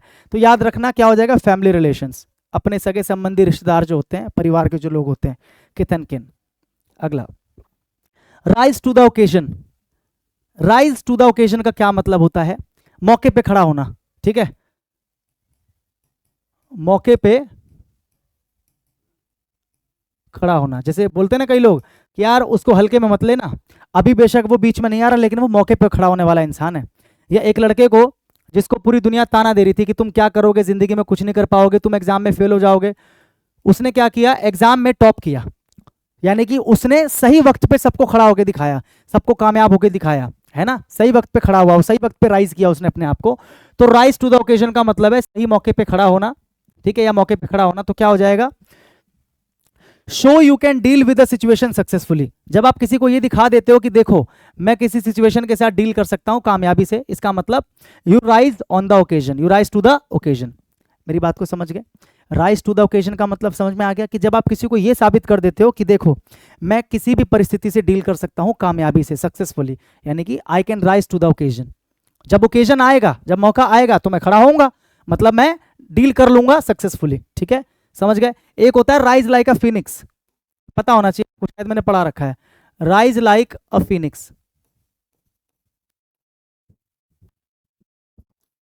वाह क्या कैच था। फिनिक्स एक पक्षी होता है, काल्पनिक पक्षी है, ठीक है, जो कि बहुत बड़ा मोटिवेशन का स्रोत माना जाता है, क्योंकि फिनिक्स जो है ना, जब मर जाता है, खत्म हो जाता है, तो अपनी राख से दोबारा से वो जन्म ले लेता है, अपनी राख से दोबारा से वो जन्म ले लेता है। तो जब कोई व्यक्ति जिंदगी में बहुत हार गया हो, निराश हो गया हो, और उसको आपको बोलना हो कि अरे हार गया तो क्या हुआ, अपनी हार से सबक ले और फिर से खड़ा हो, फिर से कामयाबी की तरफ बढ़, यानी कि राइज लाइक अ फिनिक्स, राइज लाइक अ फिनिक्स, यानी कि एक फिनिक्स की तरह क्या कर, ऊपर बढ़, एक फिनिक्स की तरह क्या कर, ऊपर बढ़। मेरी बात समझ में आ रही है? बोलो हाँ कि ना, क्लियर है? राइज लाइक अ फिनिक्स यानी कि क्या हो जाएगा, to rise again after the failure, मतलब फेलियर के बाद में दोबारा से खड़े होना। ठीक है, एक चीज मुझे याद आई भाई, अभी जो एक इडियम यहाँ पर आया था, strike when the iron is hot, यानी कि लोहा गर्म है मार दो हथौड़ा, इससे मिलता जुलता एक इडियम है, make hay while the sun shines. ठीक है, हे का मतलब होता है चारा, है ना, या भूसा। तो भूसा कब सूखता है, भूसा लोग कब बनाते हैं, जब सूरज चमकता है। मान के चलो सूरज नहीं चमक रहा कई दिन तक, और अचानक से एक दिन सूरज निकला, तो लोग क्या बोलेंगे, अभी अच्छा मौका है, सूरज निकला हुआ, जल्दी से चारा बना लो, यानी कि मेक हे, यानी कि हे यानी कि चारा, यानी कि भूसा बना लो, वाइल कब, द सन शाइन्स, यानी कि क्या बोलते हैं इसको, कि मौका अच्छा है, इसका लाभ उठा लो, यानी कि सेम सिमिलर साउंड करता है। Make hay while the sun shines मतलब सिमिलर साउंड करता है, grab a favourable opportunity promptly, similar sound करता है। ये दोनों की जो मीनिंग है वो लगभग लगभग क्या है, सिमिलर है, तो उसको भी याद रखना। ठीक है, यहां पे 2 लिख दें, आ जाओ,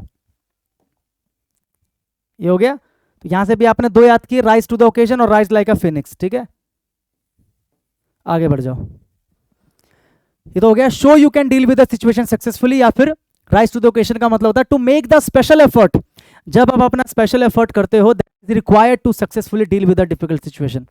किसी डिफिकल्ट सिचुएशन से डील करने के लिए जब आप बहुत ज्यादा एफर्ट लगाते हो, तो आप कह सकते हो कि I rise to the occasion, कि मैं ऐसा इंसान हूं जो राइज टू द ओकेजन, यानी कि जब डिफिकल्ट सिचुएशन आएगी तो मैं एफर्ट जरूर लगाऊंगा। जैसे कि in the semester exams Rahul rose to the occasion, Rahul ने अपना पूरा प्रयास लगाया डील करने के लिए कठिन परिस्थिति से और कामयाब हुआ, and scored brilliant brilliant brilliant marks. ठीक है, अगला द सॉर्ड ऑफ डेमोकल्स या डेमोकल सॉर्ड। ठीक है, डेमोकल जो है ना, डेमोक्लस, सॉरी डेमोक्लस, डेमोक्लस एक बहुत बड़ा जो है ना, वो क्या बोला जाता था उसको, योद्धा, सिपाही था।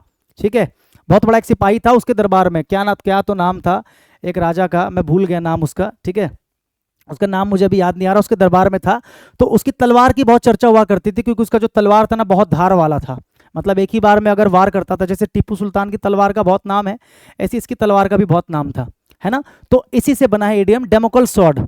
अब मान के चलो, ऐसे आप ऐसे समझाता हूं, जैसे आप खड़े हो और आपके सर के ऊपर जो है ना डेमोकल की स्वॉर्ड, या आपके गले के ऊपर डेमोकल जो सेनापति था उसकी तलवार आपके गर्दन पे है या आपके सर के ऊपर है, इसका मतलब जब तक वो तलवार हटेगी नहीं आपके ऊपर खतरा बना हुआ है, क्योंकि तलवार बहुत खतरनाक है उसकी। तो डेमोकल सॉर्ड या सॉर्ड ऑफ डेमोकल जो है ना, एक टर्म है जिसको यूज किया जाता था बहुत पहले लोगों को डराने के लिए।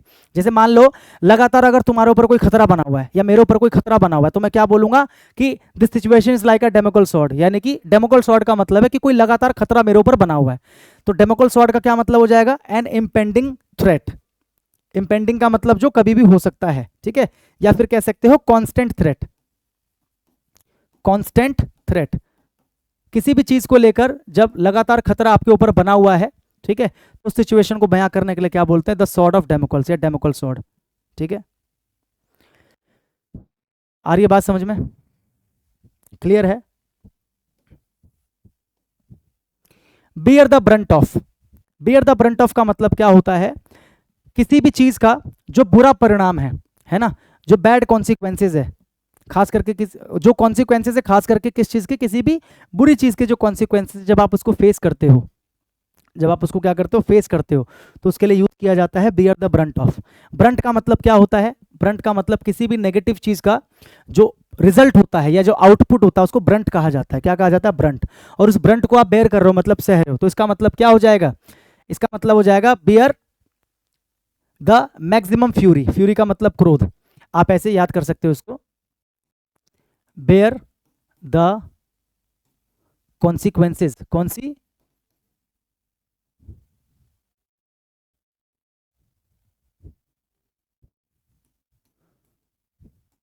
Of a bad situation. For example, जैसे आपका जो भाई है किसी से बाहर लड़के आ गया, वो तो लड़के घर पे आ गया, लेकिन वो जो लड़का है जिससे लड़ाई हुई है वो अपने 10 लोगों को लेकर आ गया आपके पास, उसने आपको घेर लिया आपकी कोचिंग के बाहर। आप अपने भाई को फोन कर रहे हो, क्या बोलोगे? यार लड़के तो तू आ गया, बैड सिचुएशन तू क्रिएट करके आ गया, लेकिन उसका जो परिणाम है, उसका जो कॉन्सिक्वेंस है वो मुझे झेलना पड़ रहा है। यानी कि I will have to bear the brunt of your wrong deed, मतलब तुम्हारा जो गलत कार्य था उसका जो परिणाम है, बुरा परिणाम, गलत परिणाम, मुझे झेलना पड़ेगा। To bear the consequences of a bad situation, to bear the maximum fury. ठीक है। एक होता है to face the music. To face the music क्या मतलब है? याद कैसे रखोगे?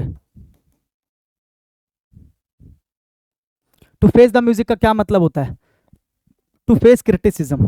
टू फेस क्रिटिसिज्म मतलब कोई आपको क्रिटिसाइज कर रहा है, ठीक है।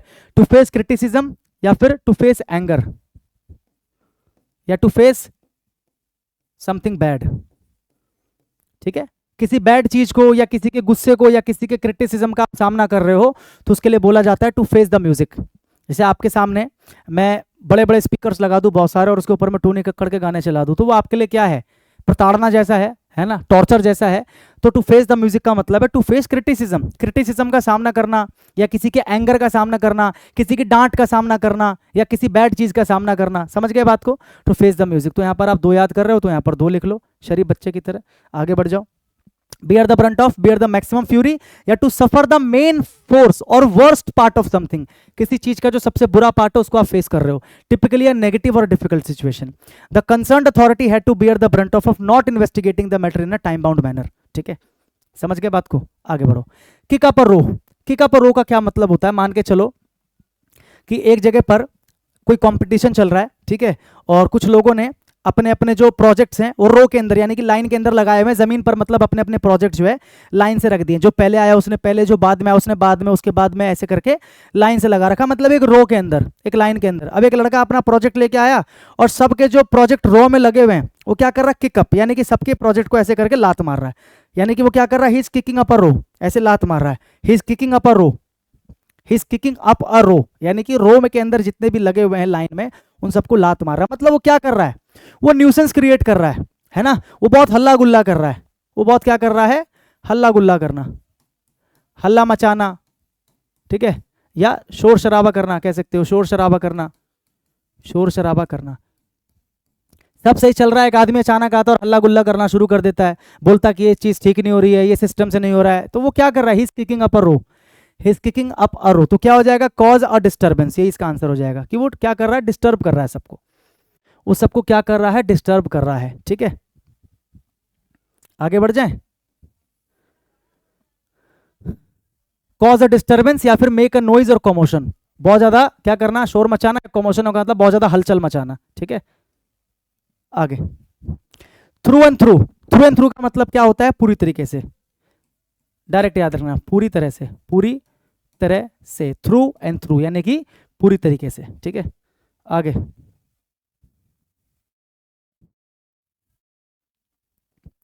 स्नेक इन द ग्रास, सुना होगा आपने, आस्तीन का सांप। आस्तीन का सांप। अब मान के चलो आप घास के मैदान में खेल रहे हो और उस ग्रास के अंदर कोई सांप है, यानी कि वो सांप जो है खतरा है, और एक ऐसा खतरा है जो आपको दिखाई नहीं दिया, है ना, यानी कि एक ऐसा खतरा जो दिखाई ना दे। कह सकते हो एक धोखेबाज इंसान जो आपका दोस्त बन के आपके साथ रह रहा हो लेकिन एक धोखा देगा एक दिन आपको, वो तो आपकी आस्तीन का सांप है, यानी कि छुपा हुआ दुश्मन है, हिडन एनिमी है ना। तो इसके हिसाब से आंसर क्या हो जाएगा? सस्पिशियस पर्सन, जिस पर संदेह हो नहीं, और डिसीटफुल पर्सन यानी कि एक धोखेबाज व्यक्ति। एक धोखेबाज व्यक्ति, आस्तीन का सांप, एक धोखेबाज व्यक्ति, ठीक है, हिडन एनिमी भी कह सकते हो, इसका आंसर कई बार दिया जाता है। एगॉन का मतलब क्या होता है, इसका जो एग्जैक्ट मीनिंग होता है वो होता है इंसाइट। इंसाइट का मतलब क्या होता है, किसी को भड़काना, ठीक है, भड़काना। लेकिन अगर इंसाइट ना दिया हो तो एनकरेज भी इसका आंसर हो सकता है, किसी को एनकरेज करना, कुछ करने के लिए, प्रोत्साहित करना, अच्छा करने के लिए या बुरा करने के लिए। तो इंसाइट नहीं दिया हुआ, एनकरेज दिया है, तो मेरा आंसर क्या हो जाएगा, एनकरेज, एगॉन, ठीक है, एगॉन। अगला, गेट योर मनीज वर्थ, मतलब मान के चलो मैंने एक घड़ी खरीदी, ठीक है, और उस घड़ी को खरीद के मुझे लगा कि यार पैसा तो मैंने लगाया इसके ऊपर, मैंने इसके ऊपर 5,000 खर्च किए, लेकिन उसके बराबर है, मतलब वर्थ इट है। ये जो घड़ी है ना, पैसे के लिए क्या है, वर्थ इट है, मतलब 5,000 खर्च किए तो कोई दुख नहीं है, क्योंकि वो उस योग्य है। तो गेट योर मनीज वर्थ का मतलब क्या होता है, to get something off, to pay and get something of good value. ये है, आप पैसा दे रहे हो लेकिन बदले में क्या प्राप्त कर रहे हो, कोई ऐसी चीज जिसकी वैल्यू क्या है, अच्छी है, गुड वैल्यू, जिसकी, हाँ ठीक है, ये आंसर होगा, हाँ ठीक है, जिसको क्या बोलते हैं, पैसा वसूल। क्या बोलते हैं, पैसा वसूल, अपनी भाषा में पैसा वसूल। मतलब आपने कोई चीज ली, पैसा खर्च किया, लेकिन आपको लगा कि हाँ पैसा खर्च किया है तो मतलब उस क्वालिटी का है, ठीक है, अच्छी क्वालिटी का है, अच्छी वैल्यू का है, तो बोल सकते हैं कि पैसा वसूल है ये चीज। समझ गए, यानी कि गेट योर मनीज वर्थ, यानी कि आपका जो पैसा है ना वो गलत जगह इस्तेमाल नहीं हुआ, उस पैसे का जो वर्थ है वो आपने प्राप्त कर लिया, उस पैसे की जो कीमत है उसके बराबर चीज आपको मिल गई।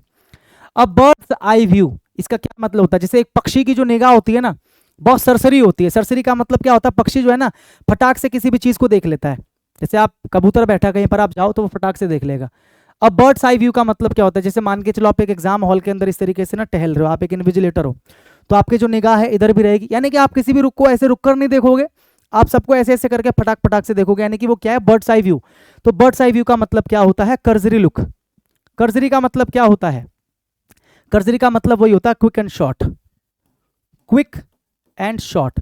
जब आप जल्दी से और कम समय के लिए किसी चीज को देखते हो, जैसे आपने ऐसे देखा, फिर ऐसे देखा, फिर ऐसे, फिर उसको देखा, फिर उसको, इसको बोलते हैं bird's eye view, quick and short, quick and short, ठीक है। To take a stock of, to take a stock of का मतलब क्या होता है, जायजा लेना। क्या होता है, जायजा लेना। जायजा लेने का मतलब क्या होता है, परीक्षण करना, परखना, किसी सिचुएशन को या किसी भी चीज को परखना, यानी कि टू चेक द अकाउंट्स नहीं, टू स्टोर गुड्स नहीं, टू एसेस अ सिचुएशन, किसी भी सिचुएशन को क्या करना, एसेस करना। एसेस का मतलब परीक्षण लेना, परीक्षण करना कि सिचुएशन कैसी है, ठीक है या नहीं है, ठीक है। जैसे फॉर एग्जांपल कहीं पर अगर दंगे हुए तो पुलिस और आर्मी के जो लोग जाते हैं वो अगले दिन जाते हैं क्या करने के लिए, they go to take a stock of that town या ऑफ दैट विलेज या ऑफ दैट पर्टिकुलर एरिया, ठीक है। यानी कि उस पर्टिकुलर एरिया का वो क्या लेने जाते हैं, जायजा लेने जाते हैं, यानी कि सिचुएशन को एसेस करने, परीक्षण करने के लिए जाते हैं, परीक्षण करने के लिए जाते हैं, ठीक है। देखो बहुत मेहनत लगती है क्लास को रिकॉर्ड करने में, तो अगर आपको चीज़ें जो है ना समझ में आ रही हैं, अगर आपको लग रहा है कि हाँ सर इडियम को हमने इस तरीके से पहली बार पढ़ा है, या आपको लग रहा है कि सर समझाने से समझ में आ रहा है, या सर बहुत बेनिफिट हो रहा है, सर मज़ा आ रहा है, तो आपका कुछ नहीं जाता। आपको केवल क्या करना होता है, लाइक करके सिंपली आपको क्या करना होता है, आगे बढ़ जाना होता है, कमेंट कर देना होता है और शेयर कर देना होता है। बस इतना कर दोगे काम हो जाता है। मेरी बात समझ में आ रही है, हाँ कि ना?